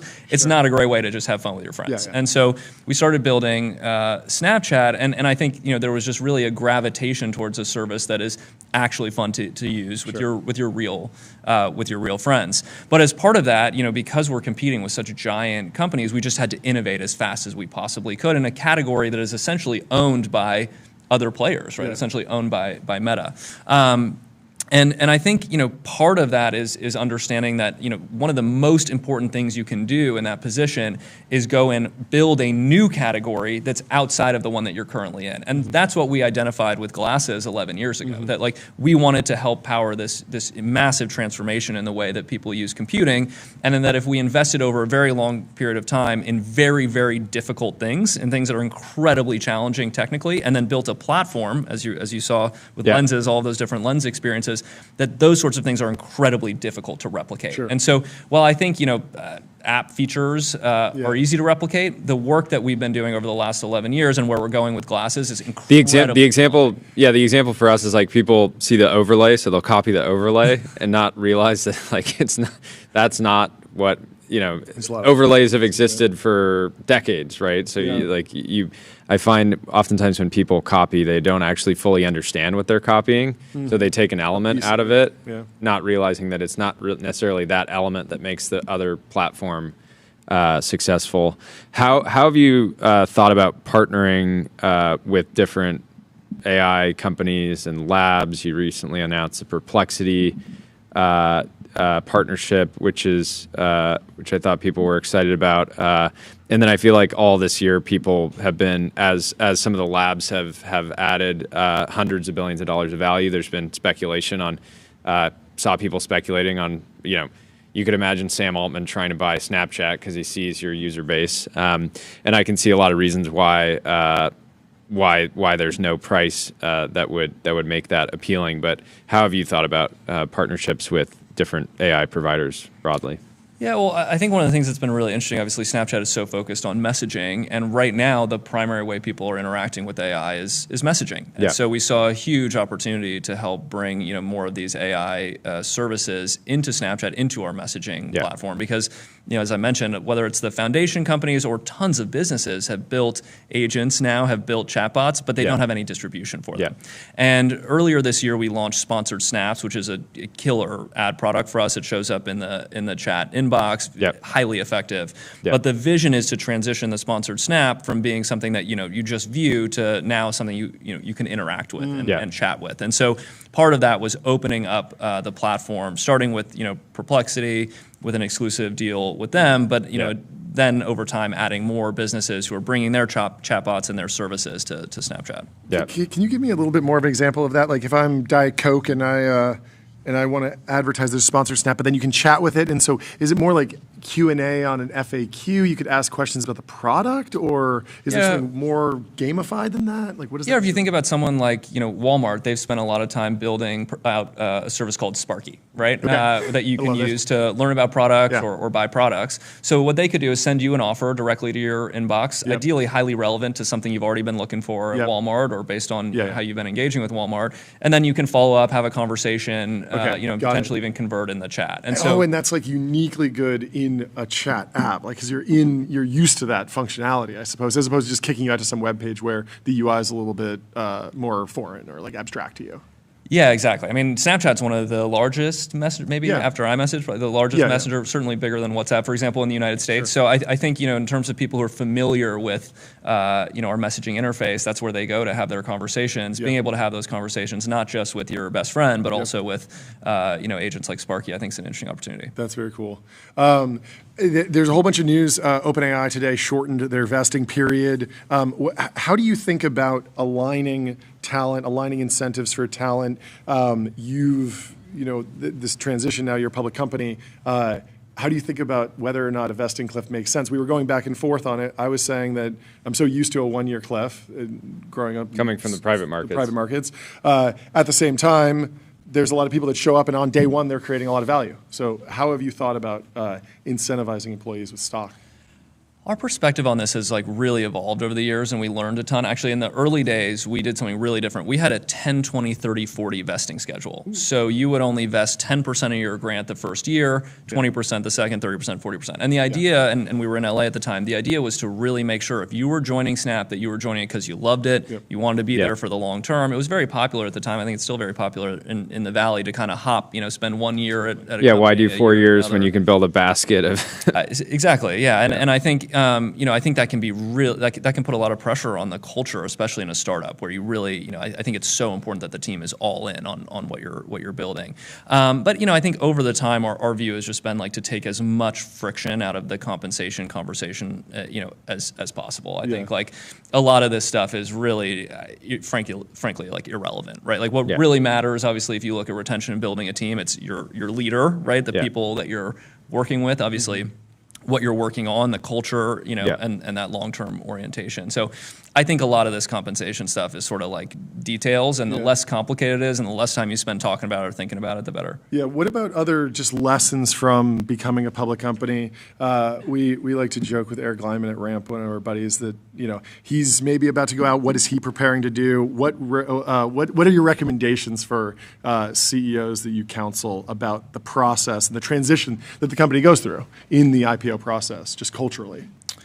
I mean, the most substantive change is that people's compensation changes on like a minute-by-minute basis, right? And like that can be very distracting for people, especially in the early days. And when companies are newly public, there tends to be a lot of volatility, right? And so I think it's just really important, again, to create a company culture that's not focused on that, especially if you want to build something meaningful over the long term. I remember hearing a story about Enron putting the stock price in the elevator.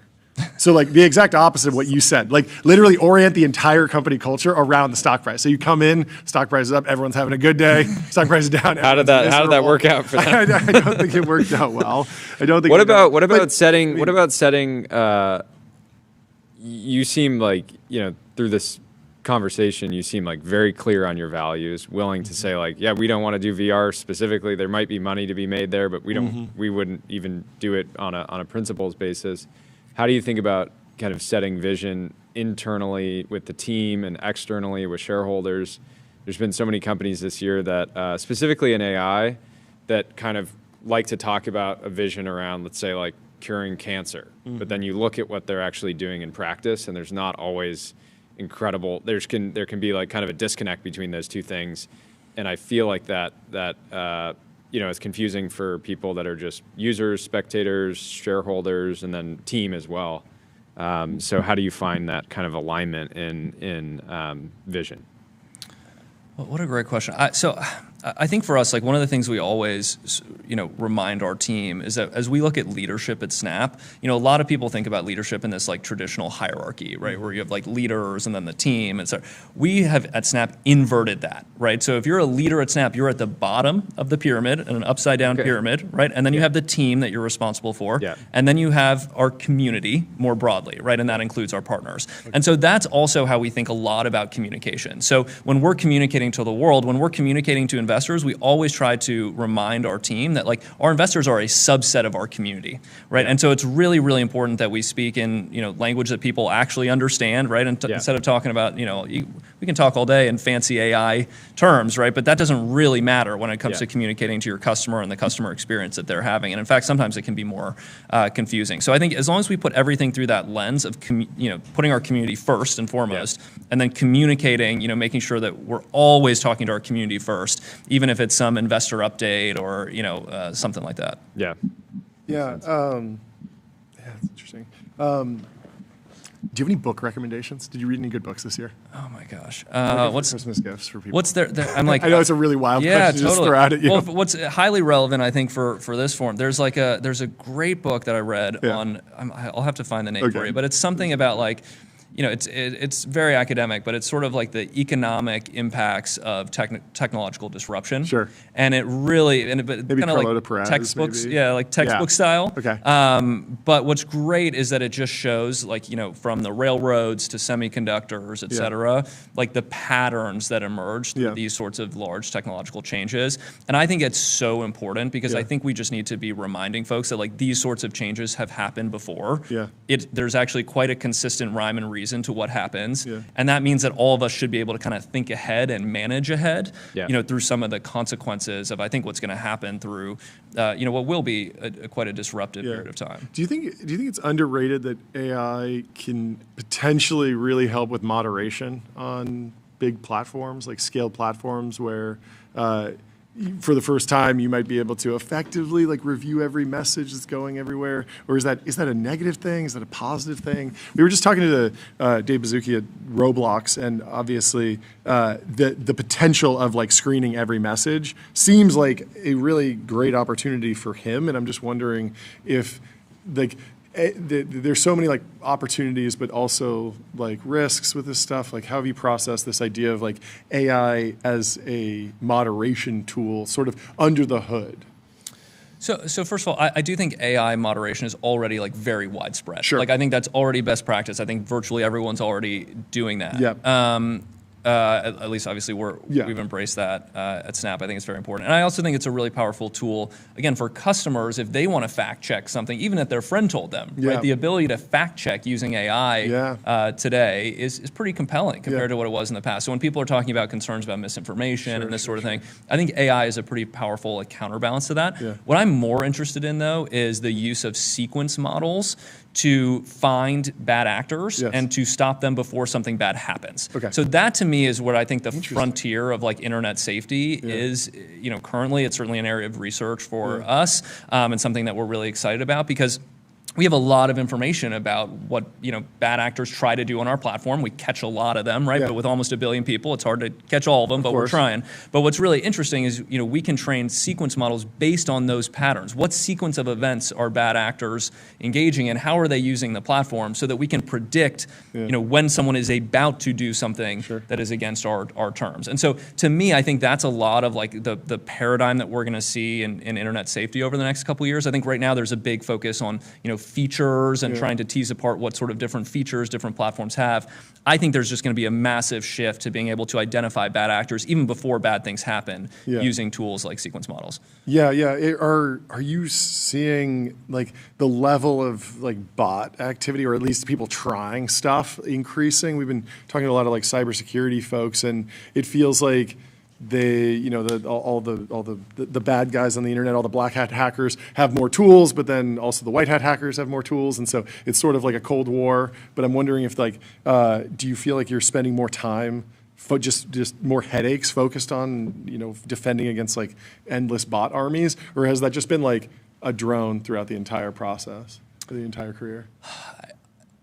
I think for us, like if you look at cybersecurity, right, some of the like most significant threats are actually, are human vulnerabilities. Sure. And I think that's where AI actually is almost the most dangerous, because today, right, our team members can get phone calls from Evan. Hey, I really need your help. I got to investigate this thing. Hey, I need $200. Wire me $200 or buy some gift cards really quickly for this creator event we're doing, right? Like that's like, and I think like the ability for bad actors to use AI to exploit our human vulnerabilities is something that we really worry about and think a lot about. I mean, there were so many times when like the phishing email was clockable just by bad grammar or spelling mistakes, and it was like that was enough of a tell, and like one pass through any LLM and you get rid of all of those. I think another thing that's going to become increasingly important, as we look at cybersecurity, is the interconnectedness of all of these services, right? Like a lot of companies today, especially young companies who aren't investing a ton in cybersecurity, are using a huge number of vendors. And what's really interesting is, today, compromising a vendor and then using that vendor to compromise the core business. That's the sort of stuff that's really concerning, especially with phishing, right? So we saw an interesting one recently where one of our vendors was compromised. I received an email that looked like it was from the vendor, right? But it was actually a phishing email, and it's again very hard to tease apart. So I think the interconnectedness in terms of cybersecurity is something that folks just don't talk about as much as maybe we need to. We joked about some news organization acquiring paperless posts, and then just understanding where all the different people going to events. Most powerful people. I do have one kind of more broad question, and then I know you got to jump. But Snapchat I think of as like country scale, or it's the size of a nation state. You're basically the governor of a of a state or a country, and California specifically has gone through a really wild year. You grew up in the Palisades. I'm wondering if you were like, what would you do? Like, how do you kind of like? How do you feel California is today as a state, even Southern California more specifically? I think, I live in Malibu and John lives in Pasadena. We weren't affected by the fires, but there was this like extreme frustration during that moment because it felt like in many ways the government had kind of failed the citizens. So I'm curious if there's anything that, like how you're thinking about the future of the state and how we can make positive change.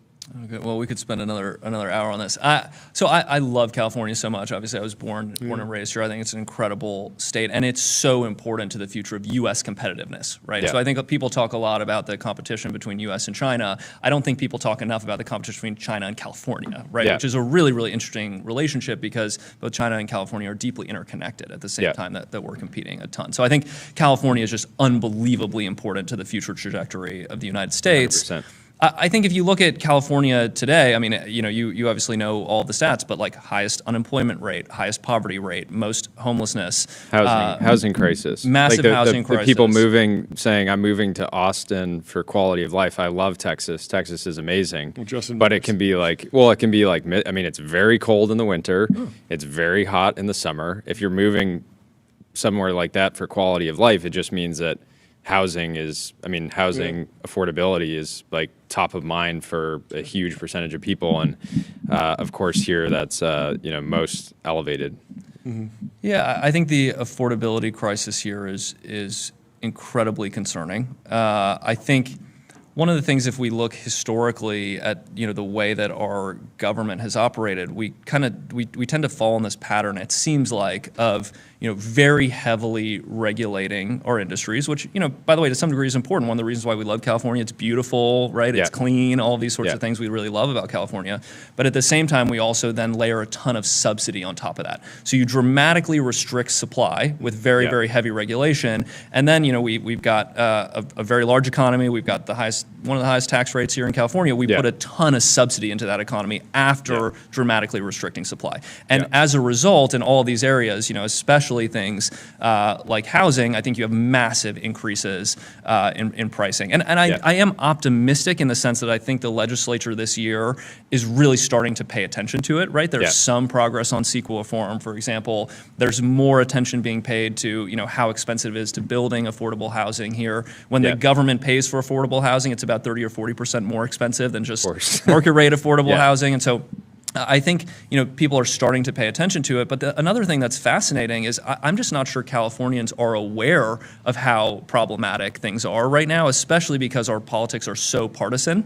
That I think if you look at the California voter base, they're saying, oh, well, at least it doesn't look like the federal government, so we're doing better here than they're doing in D.C., so I'm okay with that. Right? But so I think, to me, part of the journey over the next couple of years is Californians really waking up to the fact that we can do a lot better here in our state, and in fact, we've got to do a lot better. If the U.S. wants to continue to compete. No, and I went growing up in the Bay Area and living in Southern California in my adult life. I went through a brief moment during 2020 where I started looking on Zillow outside of the state because it was like they shut down the beach. I was like, I'm living like half a mile from the beach and I can't go there. And I made the very specific decision.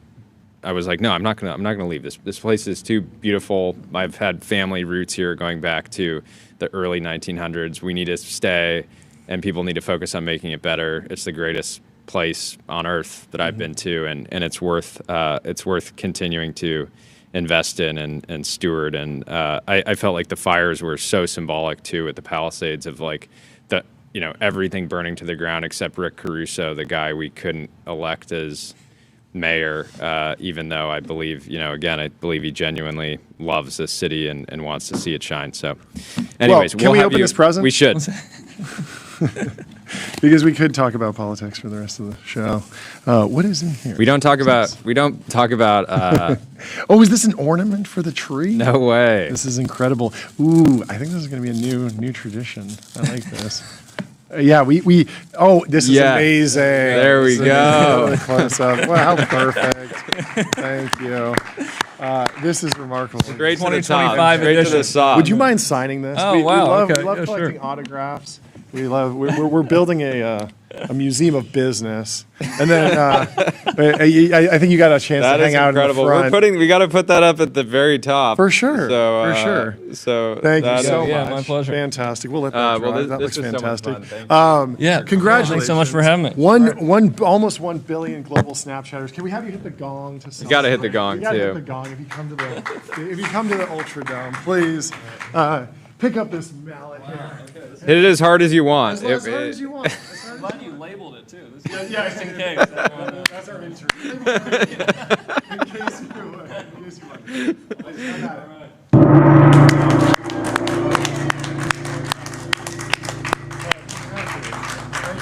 Fantastic. Thanks so much. I really love to have you back on. Thank you. I really love the ornaments. I didn't even realize that would be something that could happen given that we have a tree. Like, this is going to be a thing now. We're going to grow an ornament ornaments collection. as merch. It's They're amazing. incredible. I love it. Well, that was a fantastic conversation. Thank you for everyone for listening. And let me tell you about Vanta. Automate compliance and security, AI that powers everything from evidence collection and continuous monitoring to security reviews and vendor risk. There is some Oracle news. What else is going on? I've just pulled up this hilarious video of Oracle pivoting to AI. I don't know if we should flip back to this. We have RJ from Rivian coming on. Play this video while we wait for RJ to join. This is perfectly on brand for us.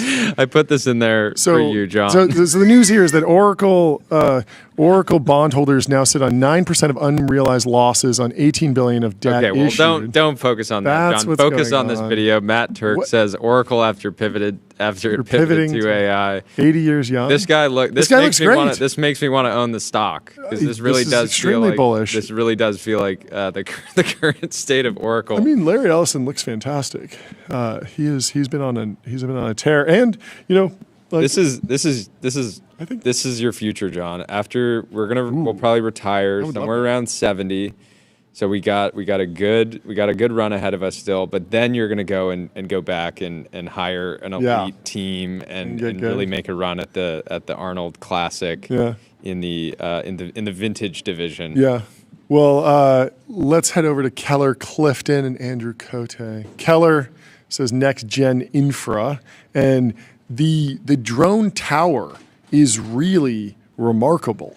Like, what is that? 4, 8, 12 drones in one tower, all charging. These are, of course, the zipline drones that deliver everything from Chipotle burritos to, I think, blood transfusions and all sorts of stuff, saving lives. And Andrew Cote says, we are not mentally prepared for just how cheap everything is about to become as robotics of all kinds explode into the market. And Elon chimed in. He says, harnessing even a millionth of the sun's energy would make every human a billionaire in purchasing power. Wow. I'm not sure Deadmau5 concerts are going to get any cheaper, given that some of these robotics companies are hiring in order for their holiday. But Keller parties. is locked in. Keller is on locked a tear. in. He's not hiring Deadmau5. Yeah, maybe we should see. We don't know that he didn't. It's possible he did. It's possible. I have a Anything's feeling possible. Anyway, Fin.ai, the #1 AI agent for customer service, automate the most complex customer service queries for every channel. Joe Lonsdale Lonsdale. says, older friend I admire. I'm having real liquidity trouble. Me. You own over 45 million of shares in a private company. X. I started, you backed us early. Take 10 million off? Not sure. I don't like to sell stuff. Me. Okay, FYI, it's QSBS. I'll think about it. Yeah. QSBS. In the chat, Nothing better. Ryan asks, "Are we going to cover Roomba?" It's somewhere in the stack. Did you hear the news about Roomba? Finally total filed Lena for Khan bankruptcy. victory. Very upsetting because, of course, they were going to sell Aren't to Chinese Amazon. companies are buying up the assets at auction. I'm sure. It does seem like they are. I don't know. Is GoPro in the same bucket? I don't know. How's GoPro doing these days?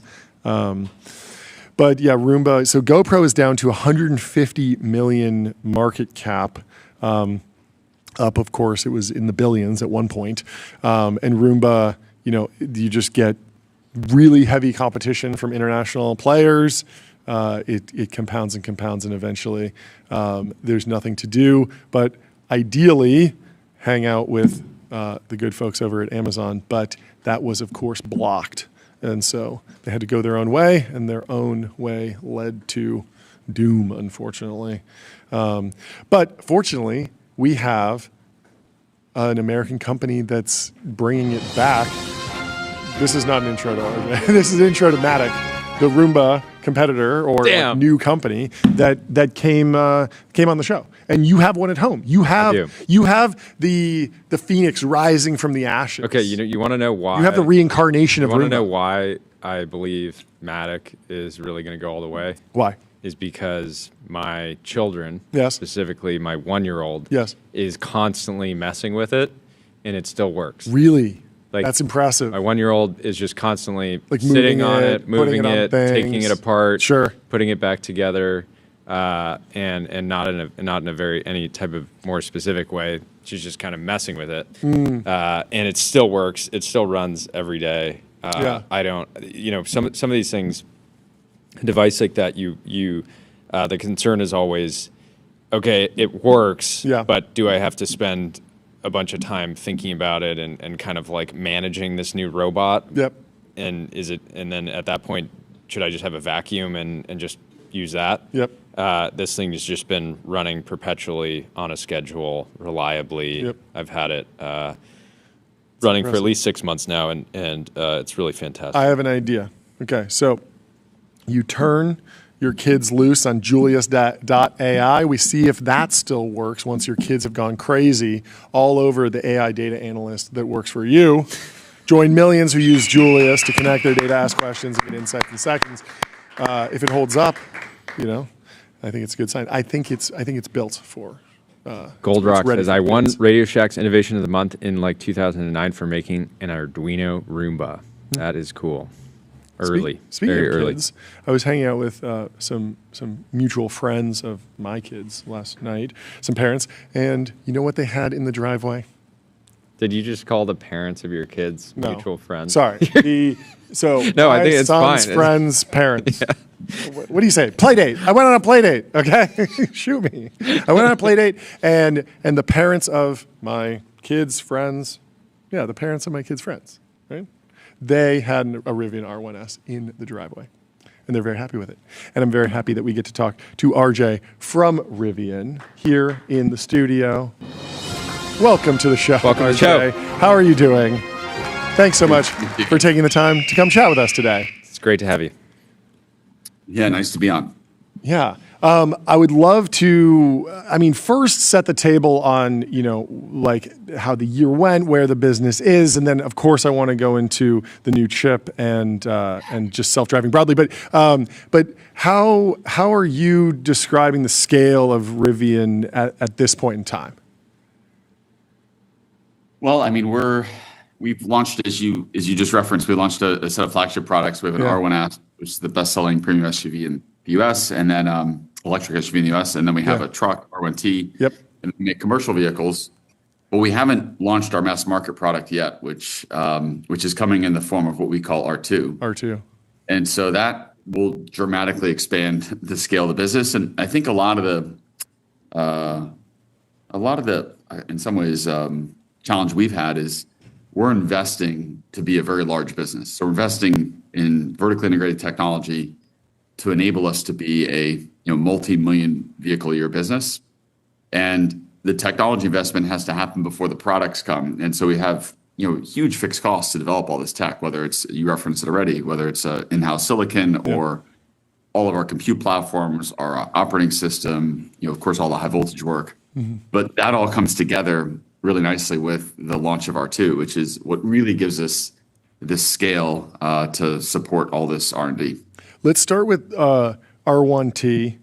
Electric truck felt very contrarian. It feels still a little contrarian. Truck buyers, not to generalize, but it's a very much like, I like my truck reliable with gas. I don't like this new thing. Did it seem like a risk to you at the time when you said, okay, we're going to do the truck first, we're going to do that so early? Like what gave you confidence that it would deliver and you could actually win that market over? You mean the truck market specifically is such a large market, and big. And I think we often think of it as like one singular type of buyer, which is like the person who's loading up that 2,000 pounds of concrete in the back. Yep. Vast majority of trucks used in the United States are actually used more like cars, so they're used as a daily driver. The bed is used more for lifestyle activities, so put a dirt bike in the back, or kids' toys in the back, that kind of thing. And so we said we're not, as a company, trying to address the contractor use case. So if you want to load concrete and cement blocks in the back of the truck, this is probably not the vehicle you want to do it in. It could do that; it's capable of it, but that's not the brand aspiration. And it was one of the reasons we also made it really clear that we had both the truck and then this sibling vehicle, the SUV, and there's so much shared content between the two. But the other thing we wanted to do is just to eliminate any questions of whether or not it was capable. You'll laugh, but in 2019, I would get questions like, well, what if it gets wet? Can it drive through deep puddles? And so there's just like a very low level of understanding, I'd say, generally around electrification and what that can do in terms of off-road and capabilities. And so with R1, we made it really capable. So it's, it can go extreme rock crawling. It can go drive through 3 feet of water. It can, it can accelerate faster than most hypercars. So our current quad does 0 to 60 in like 2.5 seconds. It's sort of unnecessarily silly in terms of its capabilities, but it's a flagship product, so it's there to make a statement. It's there for building the brand. Yeah. On the SUV side, have you been surprised by how much runway you've had in that market for full-size SUVs? Because it feels like a lot of people went after trucks very quickly, but the fast followers haven't really come after the R1S. And I grew up in a family with a Ford Explorer, and I've always been full-size SUV it feels like guy. One of those things that in 20 years, people will look back at this window of time that Rivian had to just dominate that full-size SUV category and feel like this was the biggest possible blessing that you guys couldn't necessarily plan for, but it kind of worked out nicely. Yeah, it's to your point. In the space of electric vehicles priced over $70,000, these are all, depending on how you draw the boundary diagram. The way we look at it, we have about 35% market share, and so it's the best-selling electric premium SUV in the United States by a significant degree. Significantly outselling something like a Model X, which is also in that same category. But interestingly, in the state of California, it's the best-selling premium SUV, electric or non-electric. So really, for those that are spending time in California, if you're driving around the Bay Area, driving around SoCal, they're just everywhere. So, our hope is that with R2, it's a price point that starts at $45,000. It captures a lot of the magic and the essence that's in R1, but at a much lower price point. So if we can have even a fraction of the market share that we have with R1 with R2, we'll be very, very, very happy. Where did the headlight design come from? When I first saw it, I was like, it looks like cartoon eyes. It was not for me. And now it's completely grown on me, and it's just completely been like, oh, that's just like, it's become not only like, I think of it as cool. I don't think of it as like cartoony or childish, but also it's simultaneously become iconic because I see it from a mile away and I'm like, oh, that Rivian. And I feel like that's exactly how you wanted it to play out. But what was the thinking with that? Because it does feel bold and different.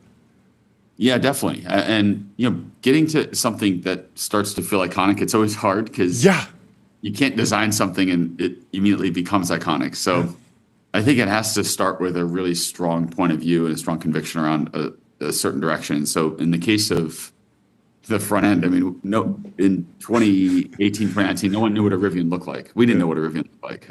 So we were figuring out. So there's lots of different faces of the vehicle. And one of the things we arrived at was the realization we wanted it to look technically capable, but also friendly. And so often if you go friendly, it starts to look like nice, but not tough. And so we wanted like nice, but still tough. So it was a really hard balance. The original Waymos from Google were like a little bit too nice, and they were like these goofy things, and then they finally, But continue. And so it was a lot of iteration. And one of I grew up a car enthusiast, and so I've always been drawn to cars that now we would consider to be iconic. But if you look at the history of those cars, often in the beginning, they're made fun of. And so, if you look at the Volkswagen Beetle as an example, that was thought of as, heck, even Volkswagen called it ugly. They leaned into it. Well, even on the other end of the spectrum, the F40 was controversial. Yeah. And now it's obviously, a car that a lot of a lot of supercars start out like kind of mocked and then we're not being daring enough or something. Yeah, so we wanted to push the boundaries, but we also wanted it to use really clean forms. And the benefit of a clean form, like like primitive shapes, in this case, like half circles with so it's like a stadium. It doesn't age. It doesn't. It's a form that has been around for ages, and so it feels very timeless. And the way we integrated it very seamlessly, the hope is that it would become something that's very recognizable. You see it on the road, you say it's a Rivian, and then that it could scale to different sized vehicles, different vehicle segments. So there's still people that don't love it, but I'd say the vast majority of people who have been around it have either liked it from the beginning, or as you just described, have grown to really like it. I want to talk about R2, but first I want to ask you about R0. Are we going bigger? I mean, when the numbers go up, the vehicles get smaller. What do I have to do to get something that competes with like a Cadillac Escalade ESV out of you? Because I have a big family, I have 2 huge dogs, and I want the absolute monster land yacht. And my serious question is, is there something about the physics of electric vehicles where it gets harder to make something that's really, really long or huge or big? Or is it more just like that's more of a niche thing and maybe you'll get to it or the market will get to it eventually, but it's not the highest priority right now? Yeah. Well, I love this question because we as a company have so many different ideas. And so you can imagine there's like 50 different concepts or ideas we might have for a vehicle. We have to pick a few things to do. And so when you then look at the electrified space and you say, what's going to sell at volume? For a flagship product, we started with something that was larger, but as we move into mass market, the size of the market that exists for these very, very large vehicles, things that are bigger than R1, is very, very small. So there's not a lot of customers. It's like maybe 10,000 units a year, if that. And then you look at just the biggest segment by far is a 2-row, 5-passenger SUV. And I'd say there's probably like one highly compelling choice today under $50,000. That's the Tesla Model Y. And so it's like wildly underserved. You imagine there's 300 different choices in the combustion world, and you've got like maybe one. There's many choices, but there's one that's highly compelling. Which how molded, like how people wake up every day and they tell themselves they're buying the car that they want, but in reality there's like a regulatory environment that forces manufacturers to make certain decisions and trade-offs and push different vehicles with the new don't want seatbelts in your car, right? No, inside joke. But with cafe regulations going away, people are talking about America being flooded with these mini trucks. K trucks. I'm not convinced that there's actually that many buyers of those vehicles in the U.S. Maybe there is, maybe there isn't. But how much do you feel like the popularity of different vehicles is really just downstream of choices that manufacturers have had to make for various regulatory reasons? Boy, we have this discussion all the time. I mean, the causality of demand is interesting because it's you don't have an infinite set of choices, so therefore demand starts to look like what supply looks like, and we see this. We believe this is going to happen with R2, where there's very few choices in. Let's talk about it in detail. So Tesla launched Model Y, very, very successful. It's a non-traditional form factor in terms of a mid-size SUV. It's very car-like. Yeah. That has its advantages. But you've found a lot of people that are coming out of more traditional SUV form factors into that, but they don't have another choice. And so what we saw happen is a bunch of other manufacturers create their own version of a Tesla Model Y. So the form factor is very similar to a Model Y. If you look at the side view of it and draw a line over the profile of it, it looks, it's a Model Y. It's like different OEMs versions of that, which was actually the wrong conclusion to draw because you didn't provide customers with better diversity of choice, but rather you gave them a less good version of a Tesla Model Y. If you want a Model Y, buy the Model Y, not some other company's version of it. Yeah. And so we were very clear on the need to have a very different point of view and not fall into that trap of thinking everyone is going to want that exact vehicle form factor and profile package. Yeah. And so I think that happens all the time in automotive, and it's sort of shocking. But if you were to think about, take like the sedan space, you have the BMW 3 Series, the Mercedes C-Class, the Audi A4. They're all like dimensionally very, very similar. And then you have, the BMW 5 Series and the Mercedes E-Class and the Audi A6. And so you have like these interesting segments that are like very much because of this like hard to trace causality, you just have a lot of people building very similar things with different fronts, different rears, maybe slightly different surfacing, but the specs of the vehicle are highly aligned. And so I think there is an opportunity with electrification to reset some of those expectations and to reset segments, sizes, performance characteristics, some of the attributes. One of the things we worked on really hard in R2 was the rear seat like comfort or space is completely unlike anything else in the segment. So it's a lot of space. Yeah.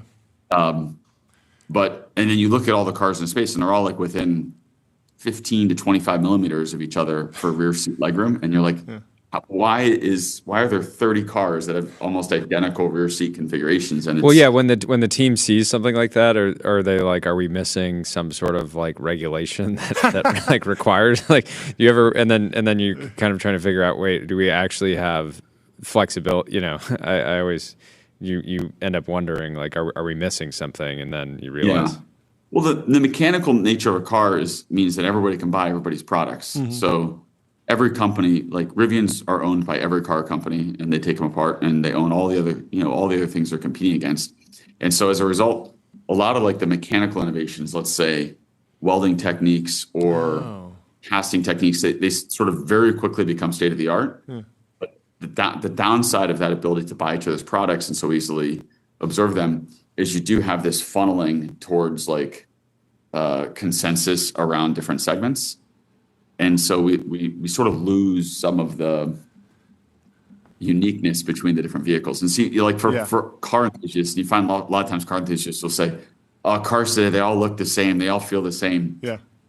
And so we try hard to change that, but there are certain expectations. I'll give you a really good example. On our R1T, we did a ton of research and we looked at what people put into the bed of the vehicle.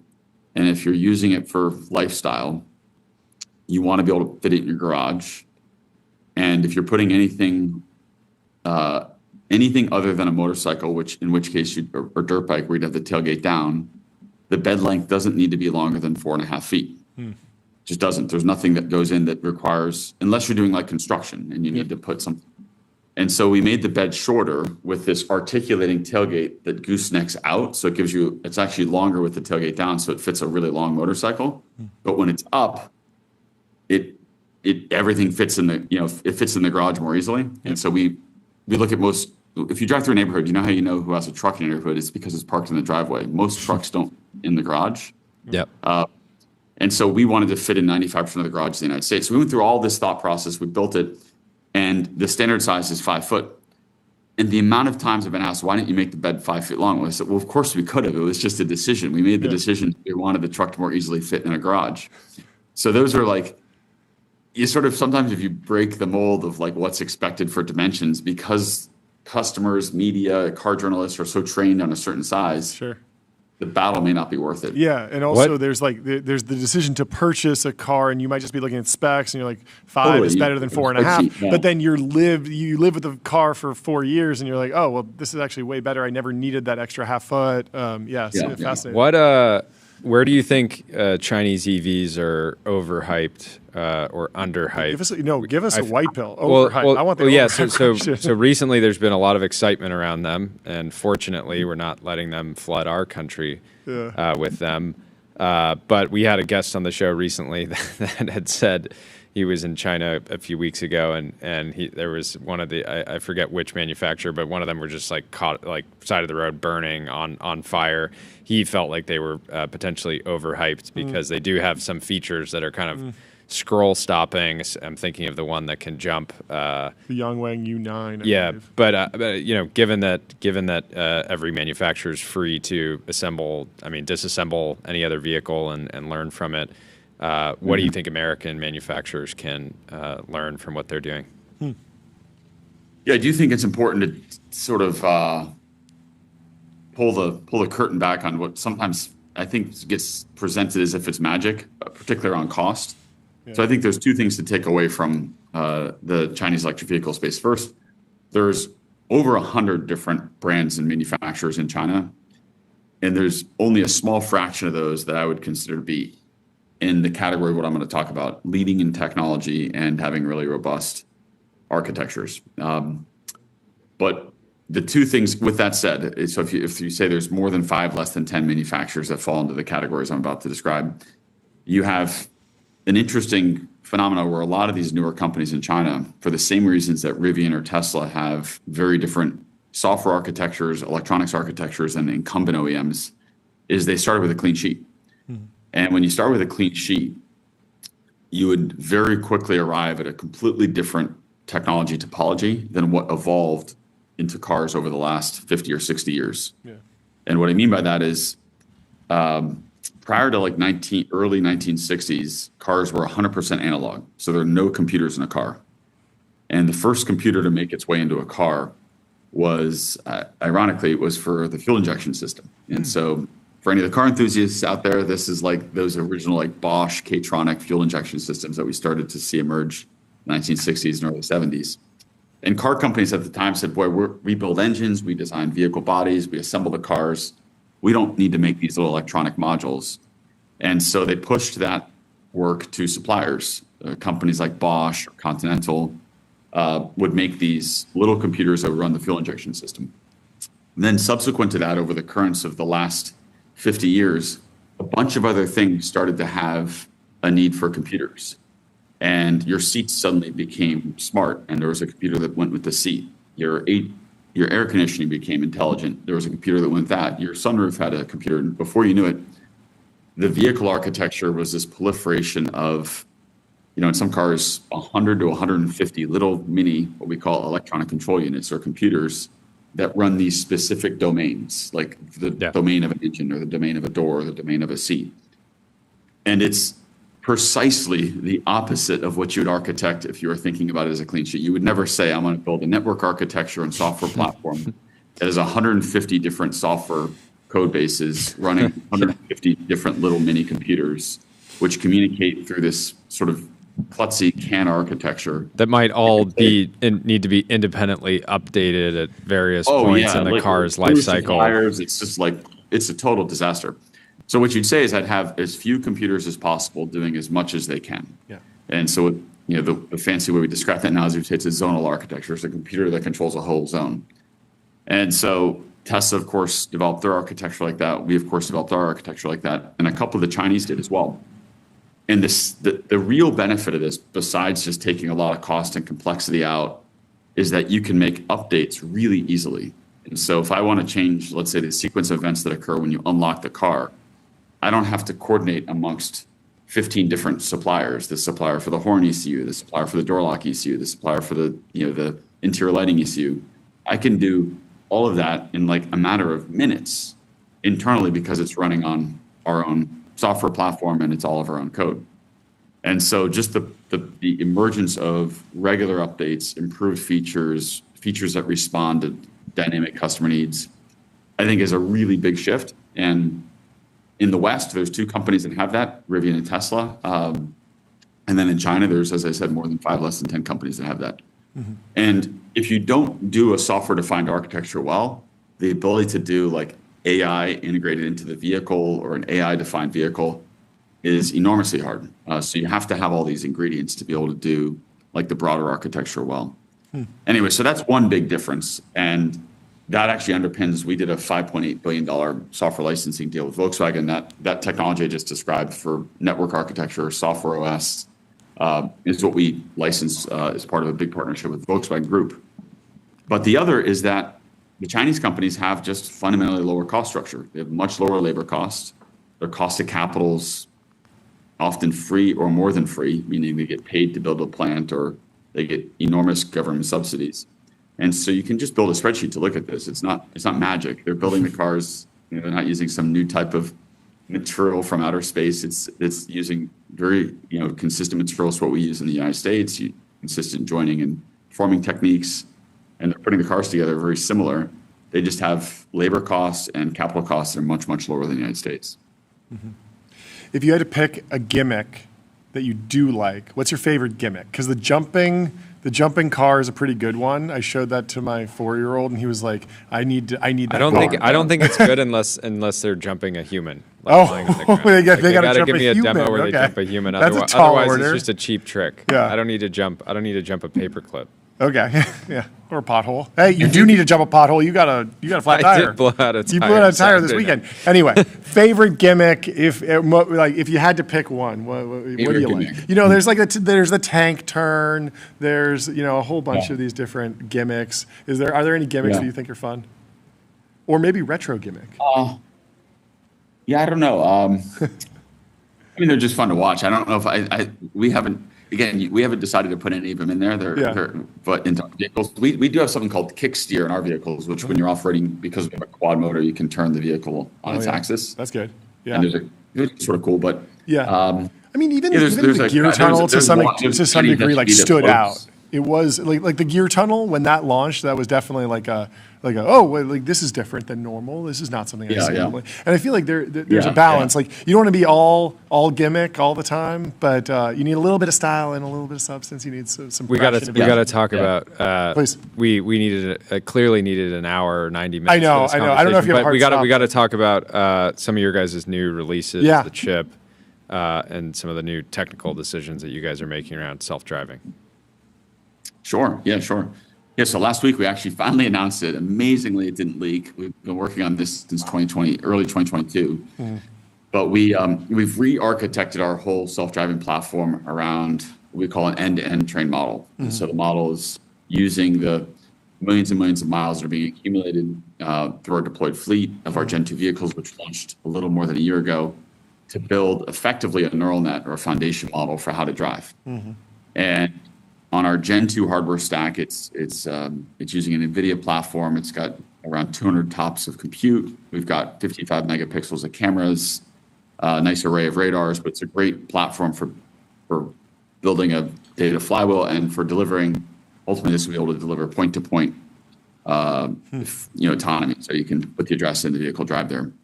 But to get to higher levels of autonomy, we've developed an in-house processor. Boy, look at the timing. You guys did that perfectly in that video.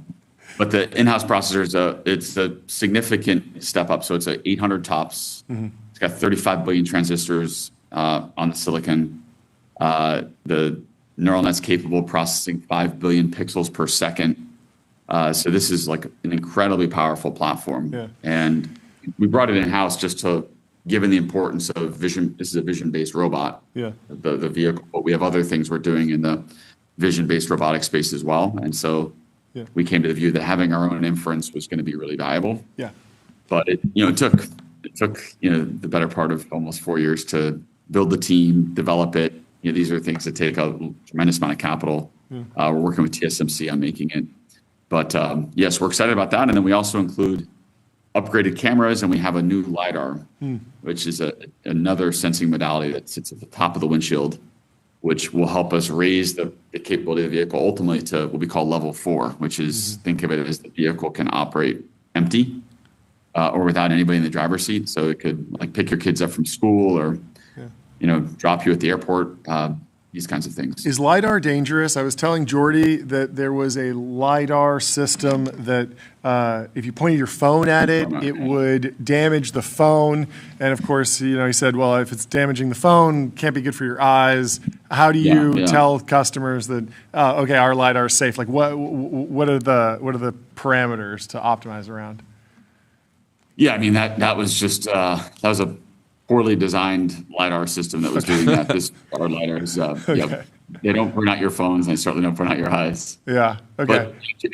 But this is great. You're showing the image here. So, I mean, the beauty of something like a LiDAR is you can use the LiDAR and the radar array to help train our cameras. Because again, think of this as we're building a brain. We're building a neural net on driving the vehicle. And it has the ability to see very, very far distances, much further than the human eye or a camera could see, but also see in perfectly dark conditions or perfectly bright conditions. So I imagine it helps with weather, like extreme weather as well. Yeah, well, the radar does particularly well where you have like optical occlusion. Yeah, heavy fog or heavy rain or snow. Sure. And then the LiDAR does need line of sight because it is a laser. So the LiDAR is very helpful for training the cameras and training the radar system. Yeah. But it's also very helpful for long range. So I mean, it seems like you've solved the inference problem. Like like the vehicle is ready to rock. Are you worried about, or is it a challenge to like accumulate enough data? Are you getting enough data off the current fleet that you feel like you're competitive there? Are you GPU rich or GPU poor in the training phase? Is it about the algorithms? Like, do you need more AI researchers? Like, what is the most what is the rate limiting factor to actually delivering like something really top notch? Yeah. So. I mean, the first is building this, when you say data flywheel, every vehicle every Gen 2, so we launched in end of 2021, and that was what we called our Gen 1 vehicle. Yeah. In the summer of 2024, we updated it with a complete new set of hardware under the skin, but really most importantly, changed the self-driving platform. And that's the beginning of this data accumulation platform. And what this is being used for is there's a whole host of trigger events that we identify interesting or important information from the vehicles that are driving that get sent back up through the cloud, and then we process them, as you said, on a large, large pool of GPUs. Yeah. And this is, we're talking like many thousands of GPUs, enormous amount of investment in GPU spend here, but ultimately, that's being used to train the model. And so then we create this very large model that runs offline, and then we distill it into something that's a little bit tighter and smaller that runs real time in the vehicle on inference. And the beauty of expanding the inference capability with our Gen 3 platform is it allows us to run bigger models. And so as the model becomes larger and larger and understand all the nuances and sort of intricacies of driving, the need to compress that to run real time, I should say the ceiling of what it can run, and therefore the need to compress it is reduced. We don't have to compress it as much. Sure. Yeah, that makes sense. But this is by far our biggest investment category. It's been interesting because when we first launched, a lot of the investment was going into like the fundamentals of the business of ECUs, base software, high voltage architectures, things like DC-DC converters, all this stuff to make the car real. Yeah. Now those platforms are pretty stable, and we're now shifting. A lot of those R&D dollars are going really almost entirely towards AI and our self-driving platform. Yeah. We saw Luminar went bankrupt today. Crazy. What do you think happens with that asset, with their technology from here? Do you think there's I imagine there's a number. I can imagine a number of different types of businesses that would be interested in the technology and what they built. But what's your read? It's hard for me to comment. It's not something we're looking at, but I can't comment on others. There may be folks out there looking to buy it out of bankruptcy. I don't know. Yeah, we'll see. Anyways. Convertibles. Are we?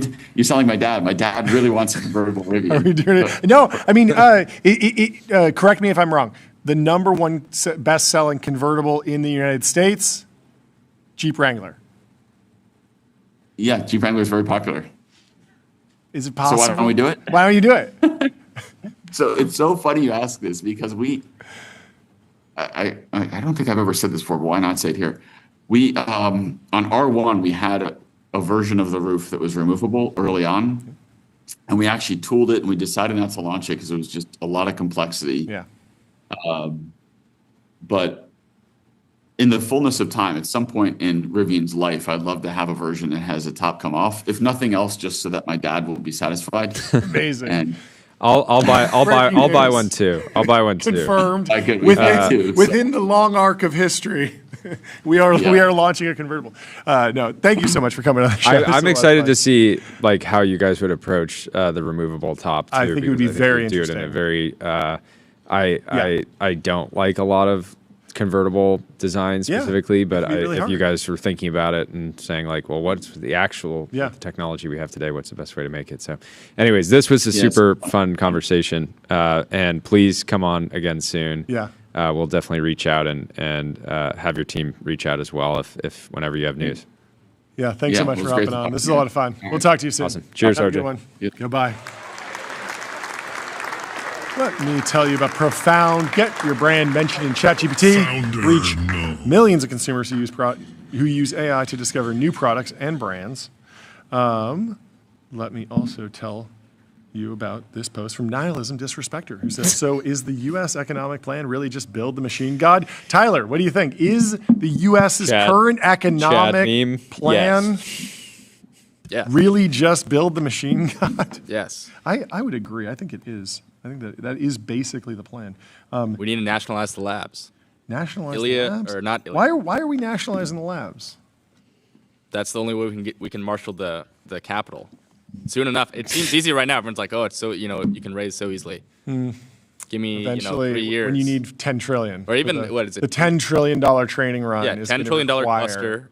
There's only a couple ways you can get that. Yeah, I don't know. I feel like there's a way that the government can foot the bill. Well, not fully nationalizing, right? There's got to be a way. Yeah, but I mean, certainly, maybe not nationalized, but there's a lot of ways where it's like it probably does make sense in some sense to subsidize Intel, stuff like that. Well, react to this: the fact that Sergei Karayev says that it's the annual reminder. The years left to escape the permanent underclass. It was infinity in 2020. It was infinity years to escape the permanent underclass in 2021. And for the last 4 years, it's been exactly 2 years to escape the permanent underclass. Feels like this AI thing isn't actually creating a permanent underclass like it was supposed to. Just 2 more years, bro. Then just 2 more years. It's actually different. Yeah. Just 2 more years. Anyway, let me tell you about Turbo Puffer. Serverless vector and full text search built from first principles on object storage, fast, 10x cheaper, and extremely scalable. Okay, so John, actually, I had a question. Yeah. Please. So I'm always curious. Like, it seems like in self-driving, there's like Tesla, and then there's Comma. Yeah. And I think of those as kind of the leaders, right? Yes. But Comma, there's like the open source. There's OpenPilot. Yes. So why? It seems like there just aren't that many manufacturers that are using OpenPilot. Is there like a reason? Is it like George Hotz? He just like hates big manufacturers and he wants to keep it. Well, so I mean, I'm not exactly sure the open source license. I imagine that the open source license says you can't resell this. Now the question is, if you bake it into a car, I would imagine most companies like Tesla sells self-driving as an upsell. So you buy a Tesla. It doesn't just give you the Tesla full self-driving system for free. You have to pay an upgrade. I would imagine that Rivian matches that pricing model eventually. And so if you build on open source software that says you can reuse it, you can use this open source software, but you cannot sell it. I believe that, isn't that the Apache license? Yeah. There's a few different licenses. MIT. I think MIT license you can do whatever you want with. But there's one license that says you can use it, but you can't resell it. And not for commercial use. Exactly. Like the license transfers down the chain, and so if you're giving it away, you have to get. If they give it to you, you have to give it to your customer. So you can't monetize that way. So there's that. There's also the possibility. Again, this is just off the top of my head, but I would imagine that the NHTSA, the National Highway Transport Authority. I believe that if it's coming from an OEM, from a vehicle manufacturer, and it's making claims about this is a level 2 system, the level 3 system, you can take your eyes off the road, you can take your hands off the wheel. That probably has to go through a certification that comma doesn't necessarily have to go through a certification for. So you're in this scenario where if you're effectively white labeling comma, maybe you don't you would be subject to a higher level of regulation because you're not a third party product. So I would imagine that you still take a peek at the open pilot repo and see how they're doing it, but then ultimately you go and build your own sort of proprietary stack. Yeah, I guess also for Rivian, they're using LiDAR, so it's just not compatible. Yeah, Rivian LiDAR also just way more cameras too. Like the open pilot system is built on 2 cameras on the front of the device and then one on the back that looks at the driver's face. And so you have a wide angle and then sort of a telephoto that will show you the road far away and then the full surroundings. But most cars, Tesla, I'm sure the Rivian, will typically have cameras on both side mirrors. They'll also have cameras on the back, cameras, multiple on the front. So you just get way more data, and that's why I think he was pushing this concept of the Autonomy Compute Module 3, ACM3, is capable of processing 5 billion pixels per second. It's why do you need so many pixels? Because you have multiple cameras that are feeding you 30 frames a second, 60 frames a second, and so you need to be processing all of that, whereas OpenPilot's not designed for a camera that's mounted on the bumper because it doesn't have a wire that goes to the bumper. It's just a phone that's stuck to the windshield, effectively. One more note. Yeah. I believe Rivian uses Luminar as a supplier. Oh, interesting. And so hence why he couldn't comment, but he said he wasn't looking at buying it, which is crazy. But they supply for Volvo. They might be using a different one going forward. Who knows? But they just made that announcement, so potentially. But I'm sure they have a variety of vendors that they're speaking with. But interesting. Oh well. Well, let me tell you about Graphite.dev. Code review for the age of AI. Graphite helps teams on GitHub ship higher quality software faster. How did you sleep last night?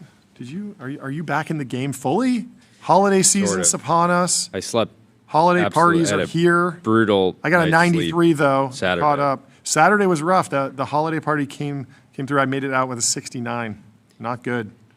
Avoid them. Avoid the VC holiday party entirely. If you care about your sleep, go to aidsleep.com. Exceptional sleep without exception. I got a 54. 54 on the night of the VC holiday party? Rough. Absolutely brutal. Fall asleep faster, sleep deeper, wake up energized at aidsleep.com. Well, we have our next guest in the Restream waiting room, Scott Kupor. Ho, ho, ho. Merry Christmas, Scott. How are you doing? Great to see you again. Thanks so much for hopping back on the show. I did not wear my elf outfit for today, but no. We were this just to do a little inside baseball. We were this close to putting on full Santa suits, and then the team said, we're talking to a U.S. government official. You guys. Well, I was going to say, I thought I was being aggressive. I went sans jacket today. I'm I took my very casual, very casual, but you're a serious guy. You're a serious guy. So. Yeah. So you're bridging the gap. But anyway, give us an update on what's new in your world. Yeah. So we just announced a really exciting new program today that I'd love to tell you and your listeners about. Of course. It's called U.S. Tech Force. Yes. So what this is all right. This is a two-year program where we are recruiting 1,000 engineers, product managers, data scientists, AI specialists into government. Yeah. You'll work in government for 2 years. Literally every agency in the government basically is participating in this. So if you want to work at Department of War or Health and Human Services or State Department or IRS, whatever you want to do, we've got opportunities. And the whole idea is how do we modernize the entire, federal government infrastructure? So we've got a real challenge in government. Number one is just obviously we need more smart people who've got like modern software development, modern AI expertise. And then we're also really have not done a good job of recruiting early career people. So if you look at kind of people earlier in their career, only about 7% of the federal workforce is early career. And at all the companies that you guys, talk to on a daily basis, I bet you that number is like 25 or 30%. So we are by at least a factor of 3 to 1 in a real world of hurt in terms of being able to recruit and retain early career people. So this is a 2-year program. We're doing this in partnership with about 25 of the tech companies that you all know and love. So, Coinbase, Robinhood, Databricks, Snowflake, NVIDIA, XAI, OpenAI. And what those companies are doing is they're going to help us kind of create a program around this. So in addition to working in your day job in government, we will have a speaker series with, we'll get Sam Altman to come, talk to you and tell you about what it's like to work at OpenAI. We're going to do career development. And then at the end of the 2 years, these private companies have all agreed to kind of participate in a job fair where we're going to showcase all the work that these guys are done. And you know what? If you want to go in the private sector, God bless you, go do that. If you want to stay in government, we'll find a job for you. But we're not asking you to make a 40-year commitment. We're asking people to do good for their country for 2 years, solve some of the world's biggest and toughest problems. And then we will gladly help you in terms of your private sector career opportunities. 1,000 people, how...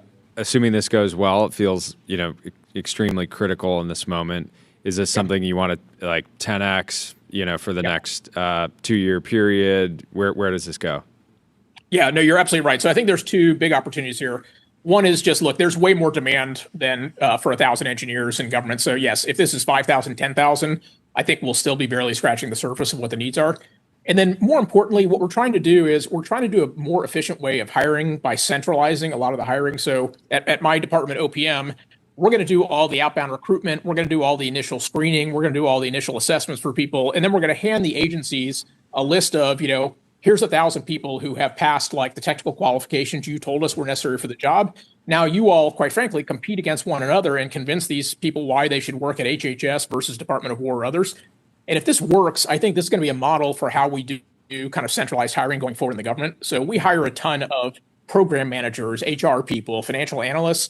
Like there's no reason why an applicant should have to know that 40 different agencies are hiring for a program manager. All that person should need to know is like my skills are in demand by the US government. I'm going to centrally apply to this, to OPM. And then my resume is going to basically get circulated to all the interested agencies. And then, I basically kind of have my pick of the litter of figuring out which one is best aligned with my career objectives. Okay. Walk me through how someone in one of these roles in part of the tech force could actually have an impact. I worked at the Census Bureau maybe 15 years Sorry ago. to hear that. And I would have been like a tech force person. Like I came in and they gave me a stack of papers and a pencil, and they were like, "We do stuff on pen and paper here." And I was to be like, clear, John worked his way to managing a team of like 100 people very quickly as a college student. It was a very funny story. He made the most of it. But our job was to go around on a map and interview people in different houses. And I was like, we should use Google Maps. Google, just put all the addresses that you need to go to into Google Maps, and then you know exactly where you need to go that day. And of course, they were like, no, we don't have a deal, right? That's heresy, my child. Exactly. So like, I didn't necessarily have the authority to just tell the entire, organization as, hey, we're using Google now. Also, there's probably some sort of privacy thing. There's a whole bunch of reasons why you can't just fire it up. But how do you empower like the tech force folks to actually have like a positive impact that like reverberates throughout the organization? Yeah, so you are 100% right. And this is why a lot of these programs traditionally have not accomplished what we'd hoped they'd accomplish. Because what happens is someone like you, a smart guy, let's assume that for a second, right? A smart guy gets dropped into the blob that is the US government, basically, right? And so you're right. Like you basically have no authority. You have no ability to get things done. So what we're doing here is there's 2 critical differences we're doing here. Number one is if you are one of these 1,000 folks, you are going to go over as a team to an agency. So I'll give you an example.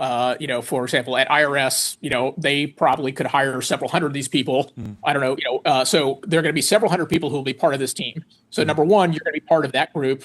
Number two, as I mentioned, we're going to create a programmatic piece around this. So your buddies who are at HHS or your buddies who are at State Department, you're going to see them, once a month, twice a month at a speaker series, at dinners and stuff like that. So you're going to get real good networking and cross-pollination. And then thirdly, to avoid the problem you're talking about is we're not going to drop you into the blob. We're basically going to have you as a full unit, as basically reporting into kind of senior political leadership in those organizations, and they're going to decide what you do. So you're not going to come in here and like manage a contractor, which is unfortunately a lot of what does happen inside these organizations. But we're going to create basically a separate team that can do a lot of the bespoke development that has cover from the most senior political people in the organization. So you're totally right, and your experience is not unusual, by the way. That's a lot of what I've heard from people as we try to figure out what to do. And so our hope is that by a combination of those things, we can avoid that problem.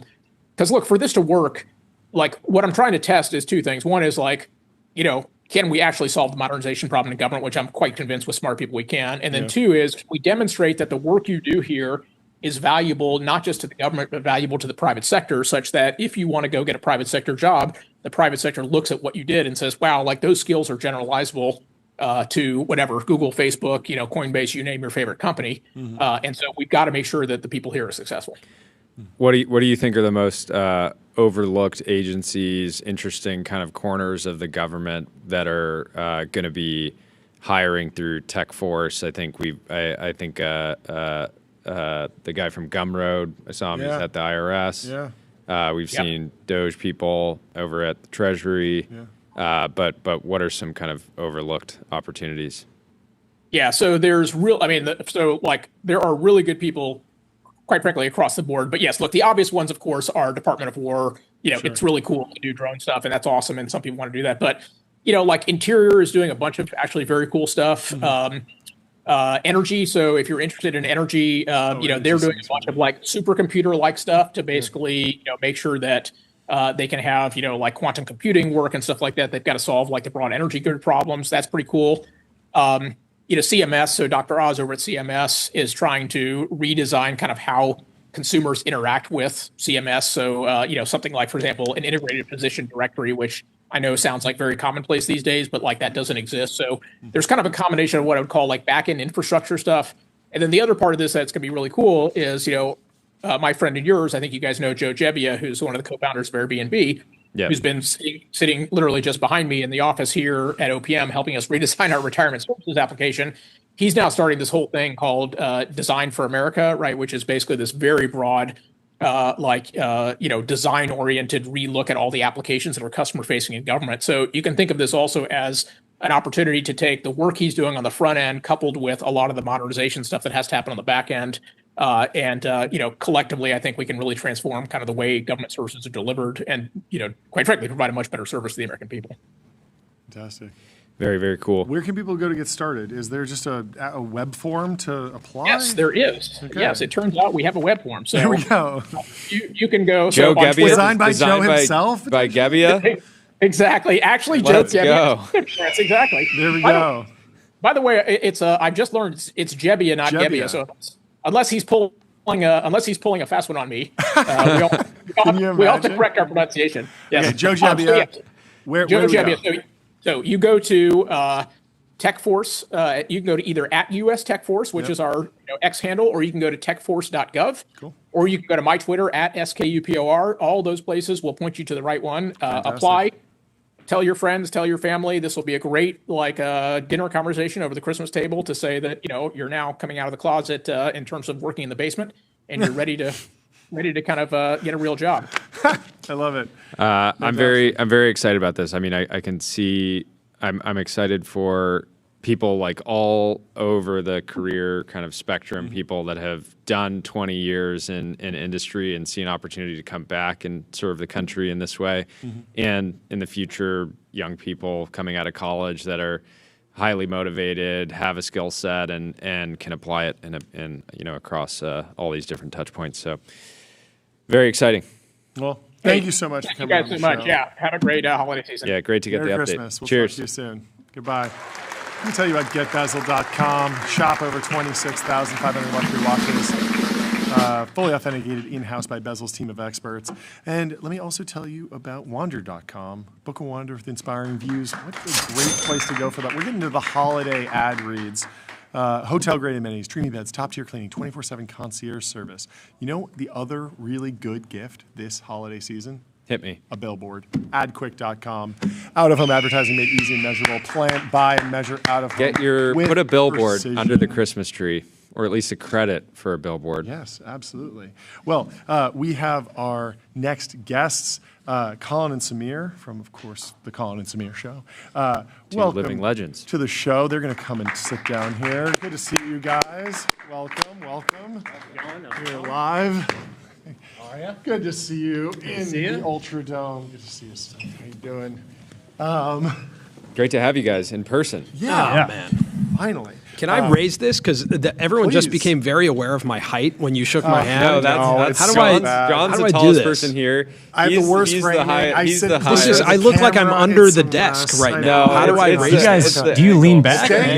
Stay off the wide. It's the angle. Stay on the tight, Stay on guys. the tight. Stay on the tight. You guys. read my rider. God. I know. We're working on it. We're working on it. For a while, that wide was a 15 millimeter or something, it's and it too looked wide. insane. I looked way bigger than the guest. Yeah. Now it's like evening out. What an incredible holiday vibe here, guys. Yeah, we're Wow. stepping Look at it this! up. Look at this signed. We got a signed holiday little ghost. Wow. ornament That's from- going straight to the at top. Spiegel. We're Straight excited to the for top. that. We were very, very close to being in full Santa suits. I had is it Christmas out. week. You can see our he little fell for elf. the He's name, in of it. course. He's in it. Yeah, I like that. With the bells. I think we will be with the bells on the shoe. I do think we will be doing the Santa outfits Yeah. tomorrow. This is maybe or the last time we wear suits this year. Maybe. The rest is Anyway, it's full been a wild year for us. It's been a wild year for you. What have been the standout moments for you this year as you look back on it as two creators? I actually think we're in a standout moment right now in everything that's happening with Netflix and Warner. And the conversation around that, I actually think has a lot to do with YouTube creators and what has happened with YouTube. Okay. And I think between that and then what we just saw with Disney and Sora, I think these are two topics that it's worth getting into and giving our perspective as creators of what's happening. I feel like the notable thing is in all the antitrust debate and conversation, everyone's like, look at YouTube. YouTube's look at all that smoking watch time. Look at all that watch time. Do you buy that? Do you buy the YouTube because there is a narrative in Hollywood that Warner Brothers and Netflix are too powerful together. It's too crazy. And then a lot of people are saying, hey, YouTube's like running away with the whole game. This is a sideshow. Where do you stand on it? Yeah, I mean, look, Greg Peters said that as a quote, right? That even if you put these two together, it's still smaller than YouTube, which is such an interesting justification of why the deal should go through. Yeah. But I think the reality is Neil Mohan was just named Time CEO of the Year. And I think his positioning and what YouTube has done really well, two guys who've been on the platform for 15 years, his positioning is they build the best stage. You essentially evaluate it like an open mic night for the internet. It's just anyone can go on there and see. You literally don't know. We don't know if the greatest piece of content could be uploaded today. YouTube has no idea. And I don't think you can compete with that. The fact that they don't pay for content. The fact that people will upload with the chance of getting distribution and not even looking for the economics. The economics are there. If you can create content, obviously, that gets millions of views, there are many ways to monetize, but that's pretty dangerous in a good way for YouTube to sit in that place where someone can there's a guy who spent 2 years making a documentary about bird watching and was like, I'll just put it on YouTube for free. And it's incredible. Wait, who's this? His name's Owen Reiser. It's an amazing documentary. It's called Listers. It has almost 3 million views now. And he didn't know how he wanted to monetize it. He had offers from streamers, but just didn't want to do it. Put it on YouTube and put his Venmo link in the description. No way. And in the time we talked to him, which was 2-3 weeks after he put out the doc, he had been Venmo'd $75,000. Incredible. Oh, that's amazing. Which is unbelievable. But this model of just kind of I don't think we talk enough about the fact that you can just upload a video, or what we're doing right now is just live, right? And to do that 20 years ago was impossible. Yeah. And so I think it's going to be really challenging when you're Netflix and you're spending money on something like Stranger Things, and you're placing a bet. You're placing a bet that you think the audience will like it based on historical data or based on packaging actors and old school Hollywood technique. Whereas YouTube's I think you'll like this. And if you don't, I'll just get data to figure out what you'll like next. Well, and I think that's why Netflix and Paramount value this IP to such an extreme degree, because course. that's the one thing I feel like YouTube hasn't done, because like creating really valuable IP, I think takes decades. Like you have to build it up. It seems over like decades. no amount of money can just create a new Superman or a new Spider-Man.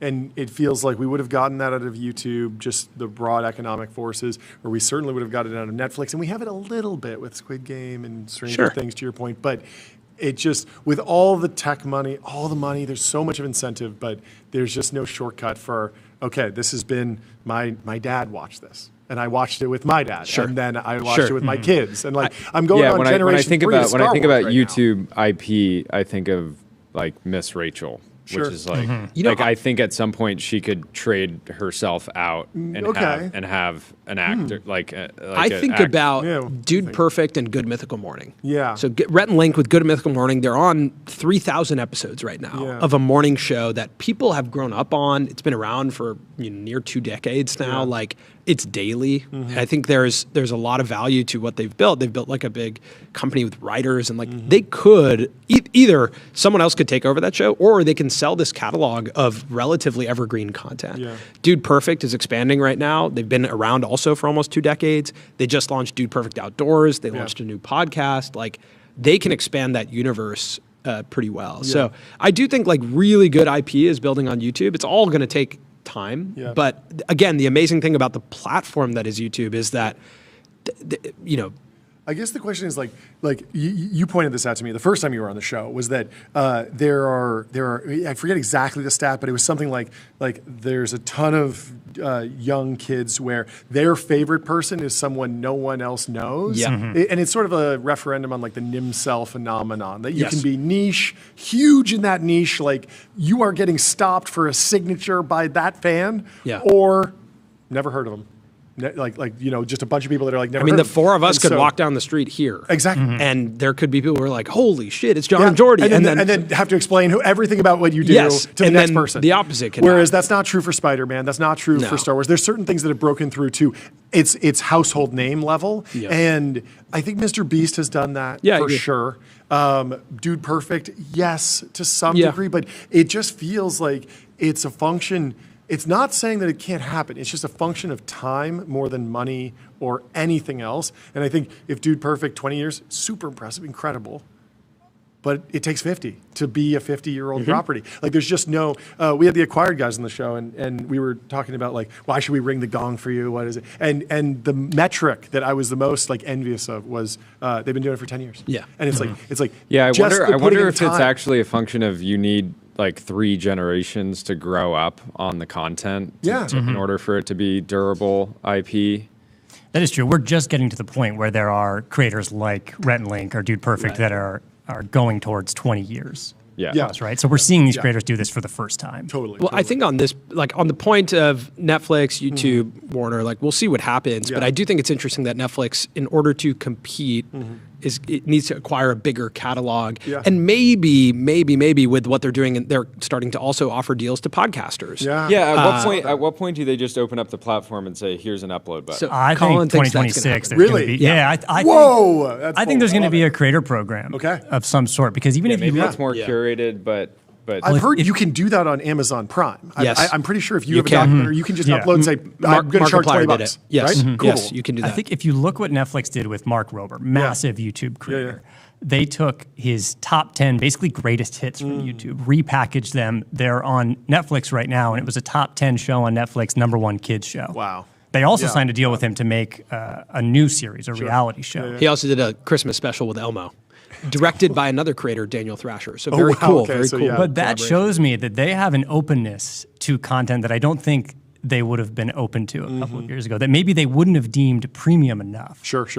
Right. But I mean, at a certain point, like even just the AdSense is, if you just took the AdSense from a Mr. Beast video, like that's enough to go shoot a Hollywood. That is the budget of a Hollywood 20-minute production. Here's the other maybe, but that's maybe. I think it just feels like I think enough. Jimmy's AdSense is very different than other people's AdSense. Sure. I think what you guys have probably experienced is sponsorship dollars are going to drive the majority of production budgets. But my concern with a Netflix and as they move into podcasting is like their appetite for niche communities, because they tried this with fitness at one point. They did a partnership with Nike where they were trying to compete essentially with Peloton. They're like, maybe people will come here to work out. The audience was too small, and like they don't do well with niche. And our world, like we just talked about, is like it's choose your own adventure from a media perspective, and YouTube is great at that. Well, here's what points, like taking K-pop Demon Hunters and making it a national conversation, making Squid Game a national conversation. I mean, the big that's the big game thing that Netflix is missing, and maybe their opportunity to grow watch time is there's nothing real time on Netflix at all. So much of the time that I want to watch content, it's like I'll watch some geopolitical like creator on YouTube, or I'll watch like what happened, F1 commentary reaction, right? And Netflix has nothing for me if I want to kind of understand what happened in the last 24 or 48 hours, right? And I just feel like a lot of watch time on the internet is that kind of more real time. There's like evergreen entertainment content that Netflix is dominant in, and YouTube, but YouTube has both, and so I think that can explain some of the differential. Well, I think this actually the conversation moves nicely into the Disney Sora thing, and largely because something. What was your immediate reaction to the news? To Disney Sora? Yeah. It's like it was going to happen. I'm surprised they're the ones who did it, but I think what Colin and I have been kicking around is like the video gamification of everything, where even if you look at prediction markets, right? So like you guys obviously have a partnership with Polymarket, and you look at Kalshi, Polymarket, like everything is a video game, right? And if we look at the early origins of YouTube, it was video games. You look at the early origins of Twitch, it was video games. And I think our expectation as audience members is that all of our media is interactive. We can play with it. We can touch and feel it. And it's only getting increasingly more interactive. So the Disney Sora conversation, especially like as generative AI has come into the picture, it's like generative AI itself is entertainment. So me generating images and videos is time I'm spending entertaining myself, right? It's not just utility, it's entertainment. And I think obviously if you have this IP, you guys just talked about, like it takes 50 years to build IP. You look at Disney's IP, it's hundreds of years. You have this IP, how do you monetize it? Well, what's really interesting, my assumption, I haven't read into this if this is what's happening, but with Sora is that if you use one of the 200 characters that's licensed to Sora over the next 3 years, there's likely some fraction, micropayment going back to Disney. And if it's not, I think that will be the model, where essentially, I'll give you Mickey Mouse, just give me like a fraction of a penny every time someone uses Mickey Mouse. Now, like from an audience perspective, it's interactive media. It's more fun for me to prompt and generate Mickey Mouse in the context that I want him. And then for Disney, like they have this IP that can be generating like very small amounts of money, but you scale that out to like 30 million people using it or 20 million people using it. It's like that gets pretty significant. It's kind of their move towards UGC in the same way that Netflix needs to open up a creator model. Let's open up our IP for a lot of creators. And like they said, some of it's going to come to Disney Plus. I think it's I thought it was smart for a lot of reasons. I think OpenAI specifically needed some competitive edge around. I think people were Nano Banana has like really broken through. I have I have an account that I just have free models for the different labs. So I did the same prompt yesterday with Gemini and ChatGPT for an image generation, and Gemini was like 10 seconds. ChatGPT on the free plan takes like I didn't even come back. I didn't actually go back and see it, but it took like multiple minutes. And so having something that gives them a reason to drive a bunch of new paid subscriptions, I think. And like specifically get the next generation. Disney products are like a drug for children. They're addicted, right? And I think it's like adding a personalization layer that didn't really exist for Disney. Like you go to the parks and you could like do have a meal with a character or whatever, and that was personalized, or take a picture or something like that.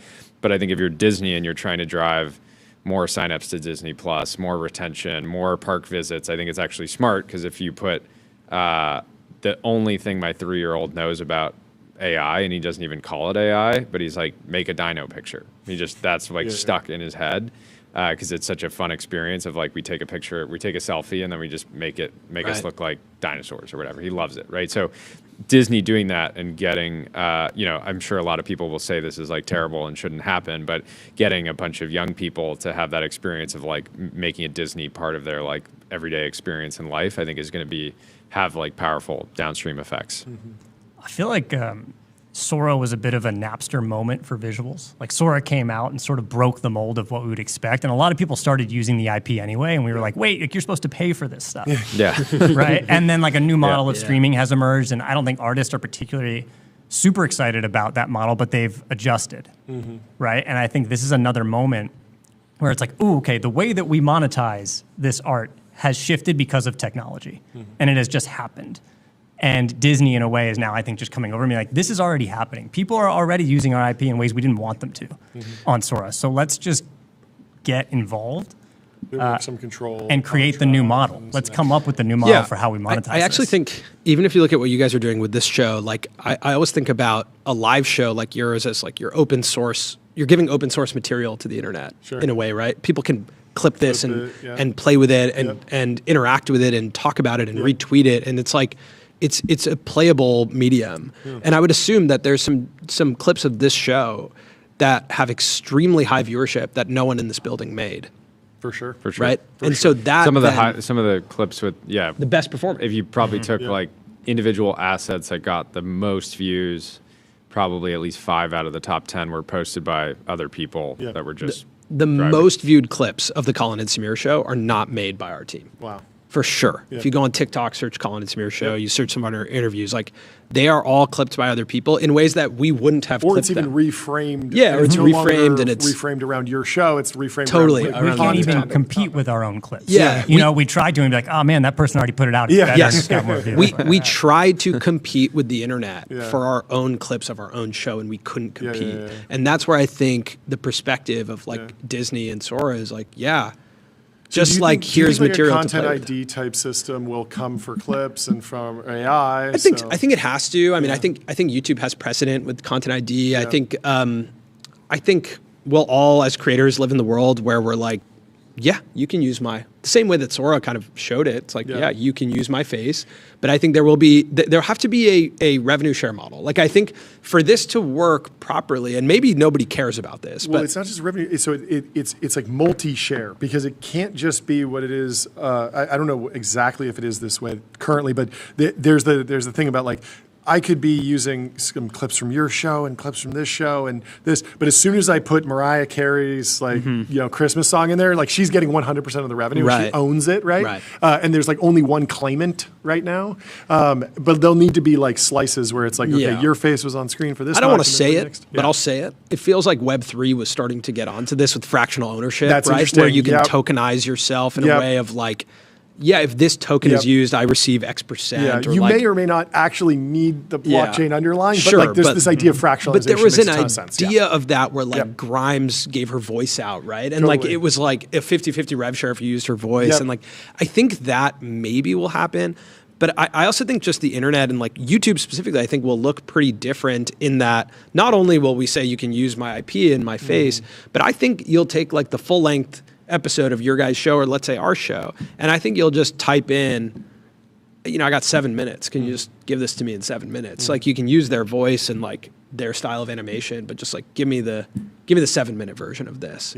I think if you've ever played with Notebook LM, you start to see like how like manufacturing your own entertainment, where I could go give me TBBN, give me Colin and Samir, and give me acquired last episode, but like summarize it all for my 21-minute drive. Connected to Google Maps. It's like I'm always interested in where that lives. Like, does that live in the consumer side, or on the platform side, or on the creator side? Because like we literally do that. We have a 20 to 30 minute cut down of the 3-hour show. Right. That we cut down, we edit. Diet TBB. Very familiar. Right? Yep. It's very It's been so really funny good. because The I've seen other people question seen other people create like diet versions of their show now. And when we were first like conceptualizing the show based on people's feedback of like, I want the show in 20, 30 minutes, I was like, oh, we'll just call it Diet TBPN. It's like all of 'Cause we drink all of the Diet flavor, Coke. like way less calories. And John was like, diet? Like, does that make any sense? But it is a good. It's like not an industry term. It's Like, not an industry like saying, term, like, but shorts. No, but it makes more Makes universal sense. sense. But anyway, I think you'll be able to make your own version of Diet TBPN, Yes, right? yes, And like, yes. but you'll have to say yes, Yes. to that. Okay. And again, there'll have to be some new Yeah. way of like, yes, so long as I'm compensated Yeah, when yeah, that yeah. happens. But if it is Yeah. Ben and David and Yeah. you guys in one episode, like, also the question is who's weighted heavier? Yeah, right? exactly. Is it acquired I because don't they're know. like the luxury brand of they're the Rolex of the space? Yeah, I don't know. Yeah, that's funny. You may not even have to ask the platform to do it I think the from an platform will audience just do it. perspective. Yeah. You think the they'll- platform just does it? I think at some point, yeah, they're like, no, we know better than you based off of what you've already Let's told us reconstitute in this your whole behavior. Potentially. Yeah. But what's odd is that the AI models, they're really good at a lot of things, but they have not yet been good at clipping. Like you don't want to go up against the internet, but I would say, if there's 5 mega viral Colin Samir clips that you guys didn't clip, those were clipped by humans though. Those are humans. Those were not an 100%. AI. Because as soon as someone Yeah. could do it, they would definitely run the prompt over all their content. Yeah. Let me put it out. I'll try and monetize There's it. But that's not decent what's platforms that can get you like 65% of the Yeah. way there. But yeah, you're Well, right. yeah, Like, the AI framing can't of They're good it. as tools. They're good as tools alongside the human, but like- the editorial, it's an editorial question. There could be this show generated by AI, right? Like, I'm just saying, if you just look at the technology, like Yeah. we could ingest news Yeah. and figure out how to give it in like an audio Contextualize it. Yep. form, Yeah. contextualize. But it's not as fun. It's like not. that has no. I'm not. It's also nowhere near as special. Like there is Yeah, something very it's not special fun. about what happens here day to day. Yeah. Like It's hard to the put your set finger on it, but changing it's like- it's and clearly- like feeling like you're here in the moment. Totally. Yeah, I think to clarify, like, if anyone's listening to this being like, oh my God, they're like, this is the dystopian world of content. Like, there is no world where I see, like, your guys' show as an example is like, there is more room for interesting creative now than ever. If you are thinking about this is maybe a bizarre way to put it, but what is like a uniquely human format? It's why we've invested more in live events. Like we did our first big live event in New York in September, and that was with Google, right? they were a sponsor, and it was super fun, and it was great, and there's 500 people in a room, and I think you feel like there's going to be a rise in live events for sure. Cool. Obviously, I imagine you guys are going to do some version. We haven't cracked it, but you'll do something maybe, where people can show up and people will die to It show sounds up fun, to it. yeah. Acquired obviously had Totally. 6,000 people in the That was Chase crazy. Center. Like, I think good creative will always win, but I do think back to the Netflix conversation, the question is like, who is the arbiter of taste in all of this? And I think the old Hollywood world is like Hollywood is the arbiter of taste. We're going to show you what good is, and Netflix is that, right? They're going to curate stuff editorially. I think that still matters. I don't want to suggest it doesn't matter. I enjoy that. The other side is that the audience is the arbiter of taste and the curators of what's good, and that's the I would as a Netflix subscriber, I would be excited for them to have a corner of Netflix that's just history content from independent creators. Just like effectively like providing... like Johnny Harris. Yeah, stuff like that. Because I've been on YouTube to fall asleep at night. I can't watch anything tech or business related because it just kind of riles like, you up. it I just get it. prompts a bunch of ideas. So I have to just like, it's got to be like 30 years old. Like it's got to be like history. And something I've noticed recently is like, there's a bunch of channels getting a lot of views that are getting served in the algorithm that are clear, and I only clock that it's AI because they'll use images and then there'll be like a talk track. And there's a bunch of creators that have just nailed this format over the years, but I'm starting to hear like this battle wasn't just a fight. It was a turning point in history, and like very like clockable as AI.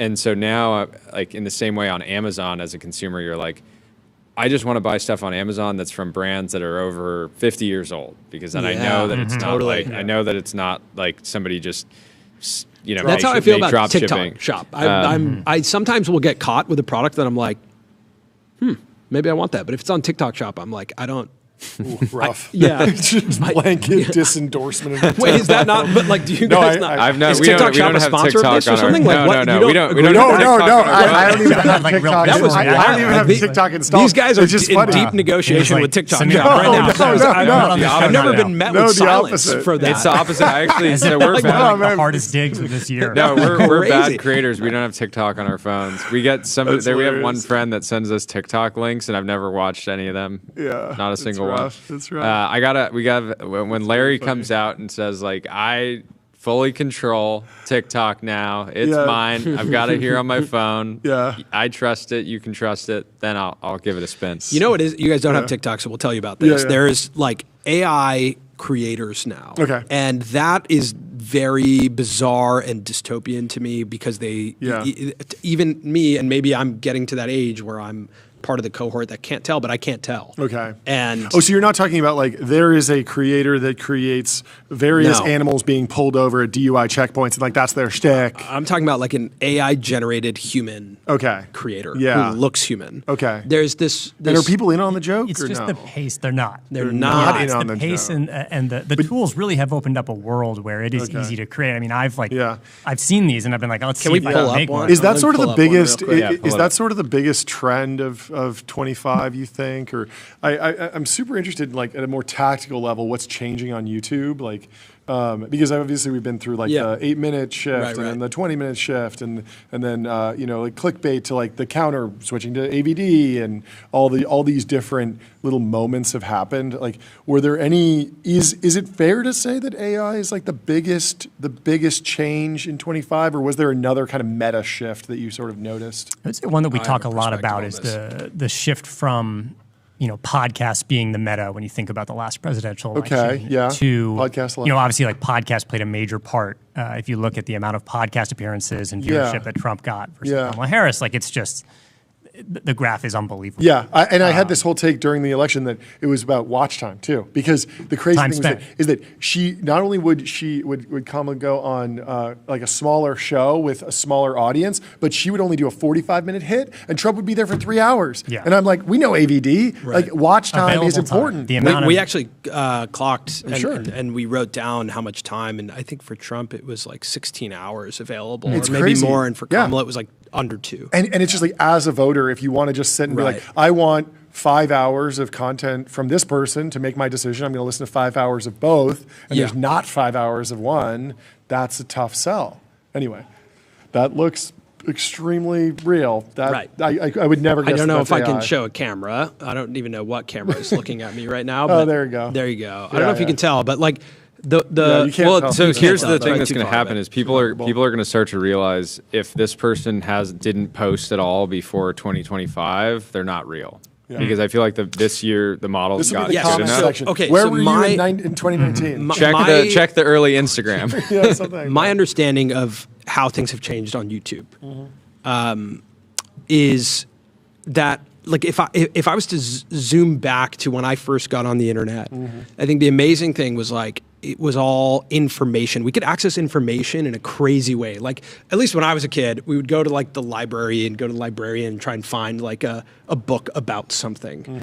And that changed when we could search Ask Jeeves or Google or AOL or Yahoo, and like we could just find out things, and that was crazy.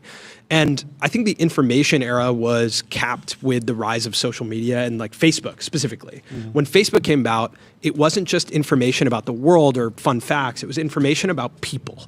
And information about people was like really interesting and had gossip connected to it and had like voyeurism connected to it. And it was just like this fascinating world that mirrored celebrity culture, and that then ushered in the next era, which was the attention era. And the attention era was kind of brought all the way forward by someone like Mr. Beast, Jimmy, who was like, here's human psychology, and here's how these algorithms, what they favor, what are the incentives of the internet, and let's push that forward. And that's like we got to that point with the meta of YouTube being all about information and attention.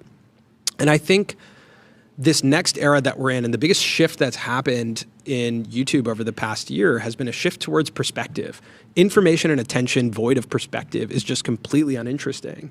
And I think that actually wasn't the case. If you're talking about like history YouTubers, we were talking to this car creator, James Pumphrey, who used to work at Donut Media. And he was telling us like he at Donut, they could get 1 million views of like the entire history of Volkswagen. Yeah. But that he can't do that anymore. He has to add perspective to it. The title has to be like why or how Volkswagen. Why Volkswagen is cooked. Yeah, or how He Volkswagen titled it- turned their back on us, right? And that has perspective suggested. And I think we can access information now very easily through LLMs, through search, through anything. We can actually also access like attention driving things, meaning like scrolling TikTok captures my attention. I don't think I'll like remember any of it or it just won't matter, but it can fill my need for something to capture my attention with, but perspective, I think is the thing that makes it stick in your brain of like, I'm coming to these guys, to Jordy and John, for their perspective. I can get this information at other places. Totally. And so I think we actually saw that quite a bit on YouTube where the Mr. Beastification, the kind of like big idea that drives a ton of attention is like still kind of interesting, but it's not as interesting as it used to be. Yeah. And It wasn't a growth area. Someone like Marquez Brownlee, who does the smartphone awards, you're like dying for his perspective on what was the best phone of the year. Yeah. And I think he has a lot of longevity because his content is rooted in perspective. Yeah. Emily Sundberg's another great example. Like that's perspective. And so I think perspective has always mattered, but it feels like that era has really been pushed. Using on YouTube. Marquez as an example, do you think that which offers more perspective, or like Waveform podcast, his podcast, where he can kind of riff, it's unscripted, versus a review where he has the requirements to tell you the price, the value, the specs? Does he have a longer leash to give more perspective in the unscripted format? Or is there an equal amount of perspective because he is who he is and he brings his perspective everywhere? I think Marquez in the face to camera is the best perspective to Marquez. And people had problems with that, like last year with Humane. Oh yeah. People felt like his perspective carried so much weight that it could bankrupt a company. Yeah. Same with Fisker. Same with Fisker. Yeah, Fisker. The car. The and car so review. It's like, but I think that also goes to show like how much his perspective matters and how much someone like that's so. And I remember he told us a bad review doesn't tank a company. A bad product tanks a company. Yeah, of course. But yeah, I mean, all that to say again, like I think if you're, I would be wearing a Humane pin. If not, If it were not for the review. I mean, it can accelerate I think even demise, if you look at like even if you look at like Ryan Trahan and like his videos, they lead with like something like a really fun idea of like I stayed in 1-star hotels or something. Yeah. But then his perspective gets layered within 30 seconds on top, where he's like his job is to leave a 5-star review at this 1-star place because like he wants to find the good in the world, and that even that is like perspective. Yeah, totally. Right. And so I think POV is like that's the era we're in on the internet. Like if you're just delivering me information. I mean, and POV can be style, it can be tone. Like I think you guys are a great example. There are a lot of people talking about what you're talking about. Yeah. They're not talking about it in the style that you're talking about it with the same tone. Yeah. When I think about the Mr. Beast copycats, I think like there's distinctly a lack of perspective and a lack of view. It is just like, okay, yes, like if Mr. Beast does this and you clone it and rotate that piece, like you have a slight iteration that's enough to get the views, but it wasn't actually something that was like inspired or trying to push. I think the you envelope. can navigate how to get views right now. Like you can navigate how to get attention on the internet. If you study if it, you're good at if it. you study it enough, you know you can navigate it. But it doesn't mean people will remember you. What's the state of the thumbnail industry, the thumbnail sub-industry? Well, on that note, artists? I feel like there's this emergence of the creator with short-form video being so powerful for discovery. There's an emergence of a content creator that might have 200,000 followers and no viable business or even path to a viable business because they have like a bit that they run that's really funny, and so they can get attention in a certain audience, but then like the pathway to monetizing it, you see this with like certain kind of accounts on Instagram where it's like your pathway to monetizing is like online casino advertising. Exactly. And so that's kind of like UBI for people that are funny online. It's just like you can That is sell. a hilarious take. That's unbelievable. And I totally agree with you. But that's and I actually somewhat appreciate it because there's this guy. There's a guy who actually is I sponsored think by steak and he's hilarious. There's a guy who is so funny. He's I so just funny. want him to. It's like Get a better sponsor? agent something. Yeah. Well, I don't care what sponsor he has. Really, I don't buy products based on like some guy that I see for 10 seconds. But I do, this like sort of UBI for people that are funny online right now is like gambling. And it's dark, but at the same time, there's a dark side to it, but it is. What's the light side to it? Just that people are making money? Well, the light side is that on a personal level, I get enjoyment out of it, and I'm like, he's providing it's effectively a free I mean, the same thing happened with product. sports podcasting. There was like a massive bubble in sportscasting. The white pill is that like there's a lot of people that have jobs podcasting, and that's a pretty fun like job. The Chinese microdramas, right? Chinese microdramas, like Real Short. Actually, on the drive over here, I saw ads for Real Short, like big billboards for Real Short. If you're unfamiliar, it's like it's. If soap operas were on TikTok, it's a swipeable feed. But and the crazy thing is that those have been so successful, and it's to me very much the same idea as Katzenberg's like short form play. No, it's not the same idea, dude. That was when we went into. I'll never forget walking into the Quibi pitch meeting where they invited a bunch of creators to come pitch shows. When we walked into their office, like the play there was like spend a ton of money on content. Like they were like, we have a Spielberg movie and an Aaron Sorkin movie. And it's like $100,000 a minute for some shows. But what is it on Real Short? It's higher than TikTok, right? I don't want to totally discount what you said. You're right, Jordy. That like what they said in the meeting, I remember, I'll never forget it. They were like, I was like, when does someone watch this?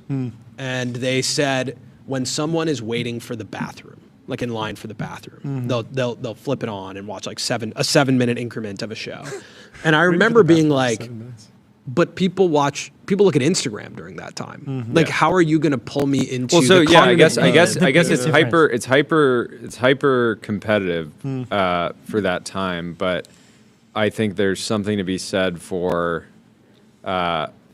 slow content that's made in a slow format, which is like with production. I've been thinking about like fast and slow content. We make fast content, right? From a production standpoint. We show from a production standpoint. Okay. Like there's people that make content. John's content on tech historically was slow content. You would spend 2-3 weeks making a video. Right. You'd put it out. You'd get a bunch of views. We're the opposite. Very fast. We're making 3 hours of content a day with like 3 hours of prep a day. And I think like taking a form factor like short form video and then putting a different type of content through it, which is this more cinematic, highly produced content, it works in the form of like real short. Yeah, but they're spending fundamentally. They're spending a lot less. They're spending way less. But also, they're formulating it in a way where they're earning your attention every 60 to 90 seconds. There is a hook every 60 to 90 seconds to get you to keep watching. You guys know how the economics works? No. Okay, so how it works is like if you download Real Short or Drama Box, basically they're spending like typically $200,000 for a 90-minute show, right? And that's cut into like 100 slices. And what's happening is when you download Real Short, you're getting like tokens. So it's kind of like Roblox money, like Robux, right? So you're getting these tokens, and you have to buy more. And the first 11 swipes are free. You go past the 11th, you got to make a payment. You got to spend tokens to keep watching. Wow. Every swipe, you're spending tokens. Interesting. And we interviewed a director on our show who's directed 20 of these, and he is acutely aware of the fact that like some of his content has been viewed by 30 million people. And when you're making micropayments again at that scale, making $30 to $40 if someone finishes, and it can be upwards of $30 to $40 if someone finishes the movie. Huge. So these and the max budget is $200,000 to make these. Wow. Now the content itself is like. It's soap opera content. It's not, it's all speaks to like the most aggressive, just versions of what people want on the internet. But the silver lining, the reason I brought this up, the silver lining is that people in Hollywood are working.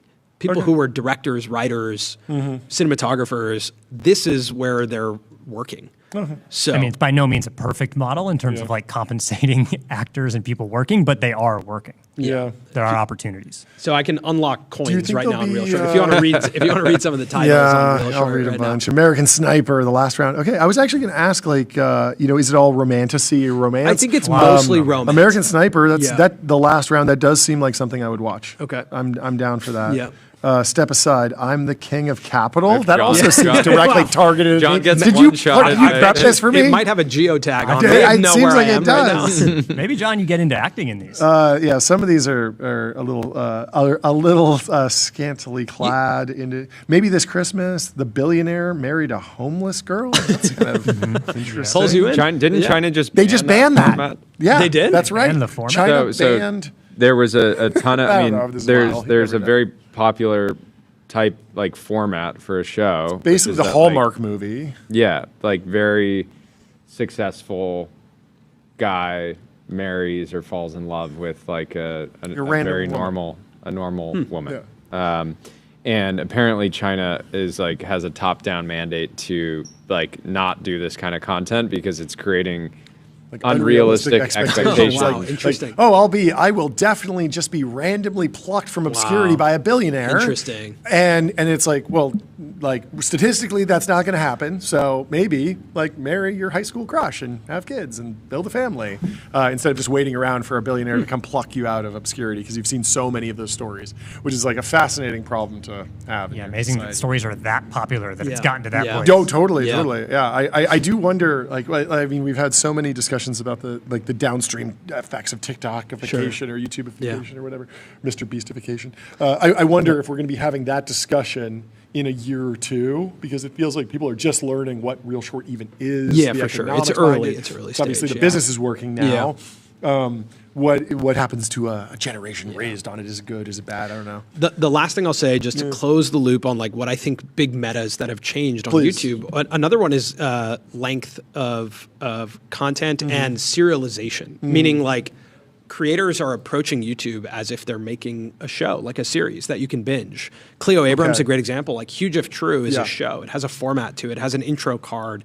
That could, similar to Mark Rober, be pulled onto Netflix as an explainer show that explains cool science formats. And I from the era, even when I was watching you as a YouTuber, like we all weren't looking, we knew we were making content that fit a format that was, should have been repeatable if we were at our best. We weren't making a show. No. And now people are making a show. Yeah. And a YouTube channel is a TV show. I like largely that. because it's watched on connected TVs, right? Even our show, over 50% of our watch time comes from a connected TV. Wow. And our average view duration is 48 minutes on TVs. But you look at like Mark Robert, thank you guys. Hit the gong. Hit the gong. You hit the gong for that? For the obscure YouTube metric that only the real ones recognize? Hit the gong. Whoa. See, that's how you hit the gong. That's a great. That was the hit of the day. Hit of the day. Yeah, but like Michelle Carre, yes, Challenge yes, Accepted. yes. If you guys are unfamiliar with that, it's a show about taking on big challenges. She hung out outside of a military airplane, recreated Tom Cruise's stunt. But that's one of many episodes that follow the same format that are 30 plus minutes in length. Yeah. So help me square that with what I regard as YouTube's sort of organ rejection to overly serialized content. Sure. And I'll give you an example. Johnny Harris, we're all fans here. Bunch of really great, it is a show, there's a bunch of great content, but then when he goes and does, I'm doing a 3-part series, it seems like YouTube's like, we don't want your 3-part series. We don't want your 4-part series. And it feels like part 2 is the death knell of a YouTube title. And you should never put part 3, part 4. And they say, hey, we have playlists for you. I don't believe it. My suggestion is not doing, part 1, part 2, part 3. Totally. Although a creator named Preston Goes did an amazing series about building a mini truck for an abandoned railroad that's And it 3 worked. parts, and it worked. Okay. It's great.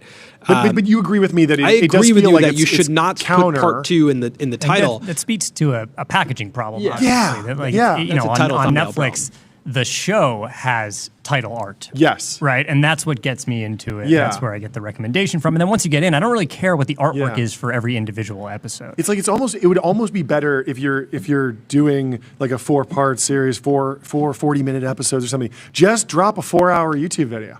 I saw somebody watch a 10-hour video just on Star Wars Episode 1. You see that one, right? I think you'll see the UI changes come to the YouTube. So it'll be a app, UI that- thing. I think so. Yeah, I that makes think it'll sense. start to like feel super chapters almost, Yeah, where it's exactly. like I think so. but it needs to live in one place because it feels like just if the algorithm even has a bad day and it serves you part 3 before it serves you part 2, and you're on part 2, you're gonna be like, what am I doing? I'm not clicking. I know this can seem minor, but they're either testing it or it's rolled out where you can now upload 4K thumbnails to YouTube, and I think just higher resolution thumbnails. And I think a lot of that is because now people are sitting and they're watching on their TVs, and like if it looks like crap when you click on it, they are ushering this move across the platform for people to be ready for consumers to be sitting on their sofas and choosing what to watch. I'd imagine someone listening would be like, but didn't you just say that like anyone could upload to YouTube and anything could happen? This feels like a high lift to make like a show, right? And it is. But these creators have all been on the platform for a decade. So the suggestion for me is that like this is happening. If you watch like Hot Ones is a TV show, right? So I think you've seen it. It's happened over a decade, but it is like if you're exploring what is the now of YouTube, that is the now. Like it is, people are making premium shows that are watched on TV. And then the question is, does Netflix come in and repackage and license those episodes? Or open the doors to a creator program, which I do think is a very, very realistic path. It's not going to be anyone can upload, but it's probably going to happen. So what's the state of the thumbnail artist today? Is it all AI? Are there people that have graduated from YouTube thumbnail artists and now they're doing Netflix thumbnails? Because I imagine thumbnails are important on Netflix too, right? Oh, they're insanely important. I mean, every time you log, if all of us logged into Netflix right now, we might have different versions of the same thumbnail. No, I mean, I said it last time on the show. It's like they're the gatekeepers to viewership. But I think thumbnail artists are more like strategists now than pure like designers, right? Because it's more of thinking through the strategy of what will pique someone's curiosity enough to click. I don't think we need to be like hyper designed all the time, but there's some really great artists out there. There's actually, I mean, when I think about this, there's a thumbnail that comes to mind, which is stuck in your brain. Yeah, it's stuck in my brain. It's a really good thumbnail from a basketball YouTuber named Jesser. Oh, I know Jesser. And he went to go tour the new LeBron Nike facility. And it's like kind of a similar thumbnail to Mr. Beast, where he's like hanging out of a helicopter and you can see this like gold LeBron statue. Wow. Yeah, that's iconic. Yeah, it's like a classic. Even at 2 pixels, and it has 6.3 million views, but I mean, I watch some of Jesser's videos. I like his like guess the NBA player videos. Those are awesome. But I looked at that and it caught my eye and I clicked it. But what was amazing is that it pays off in the first second. You watch it and you're like, oh yeah, there's a gold LeBron statue and this is a brand new Nike facility. I'm in. And so AI could create that thumbnail for someone else, but unless you actually did it, you got to do it. But unless you're Jesser and you pay it off upon hover, because it's also like things autoplay on YouTube. It's not the hover is a very big deal. It's that underrated. It's why that now you can't clickbait someone because a thumbnail is proven over a hover before you even click. It's like, did this really happen? What does this video look like? And the fact that he's standing there, that's a strategic move of being like, if I'm going to make this thumbnail and design it like this, it can't be so hyperbolic. It has to be pretty real. That you got to set the expectation with the thumbnail and then match it, right? So like the bird watching doc listers, the thumbnail looks like a movie. It's like very lo-fi, but there's text on it that reads very much like a movie that was shown at Sundance or something. And then you click on it and you're like, I had no idea this was going to be so incredible. There's a very distinct smell in here. It's not a bad smell. It's a good smell, but it's a very distinct smell. People say that it smells like rubber. Scott. I would say if anybody in this room has ever been to India, it smells like India. Like when you get off the plane at India, this is kind of what it smells like. Let's go. So there's someone in the technology world that just got fired for saying that exact thing. No, really? This is a whole drama. Who? Very recently. The CTO of Klein was talking about a hackathon, and it was a lot of men in the room, and it went all back and forth, and it turned into that's a different thing. I'm talking about like a childhood nostalgia for me of landing in India. Yeah, that should I. Well, guys, go ahead, George. As much as I would love to continue this conversation, the good news is we are. Yes, we are. That's right. It's true. Yeah. I'm not sure when it's going to release, but we should wrap up. Yeah. Slow content. Slow content. Fast and slow. But thank you so much for coming on. Thanks for having us. We can close it out. I love the show. And we'll be back tomorrow. We'll be back tomorrow. Thank you for tuning in today. We'll be in properly dressed for the season. We will. So, finally. So thank you for tuning in with us today. Goodbye. We love you. See you tomorrow. Goodbye. See you guys. Cheers. Yeah.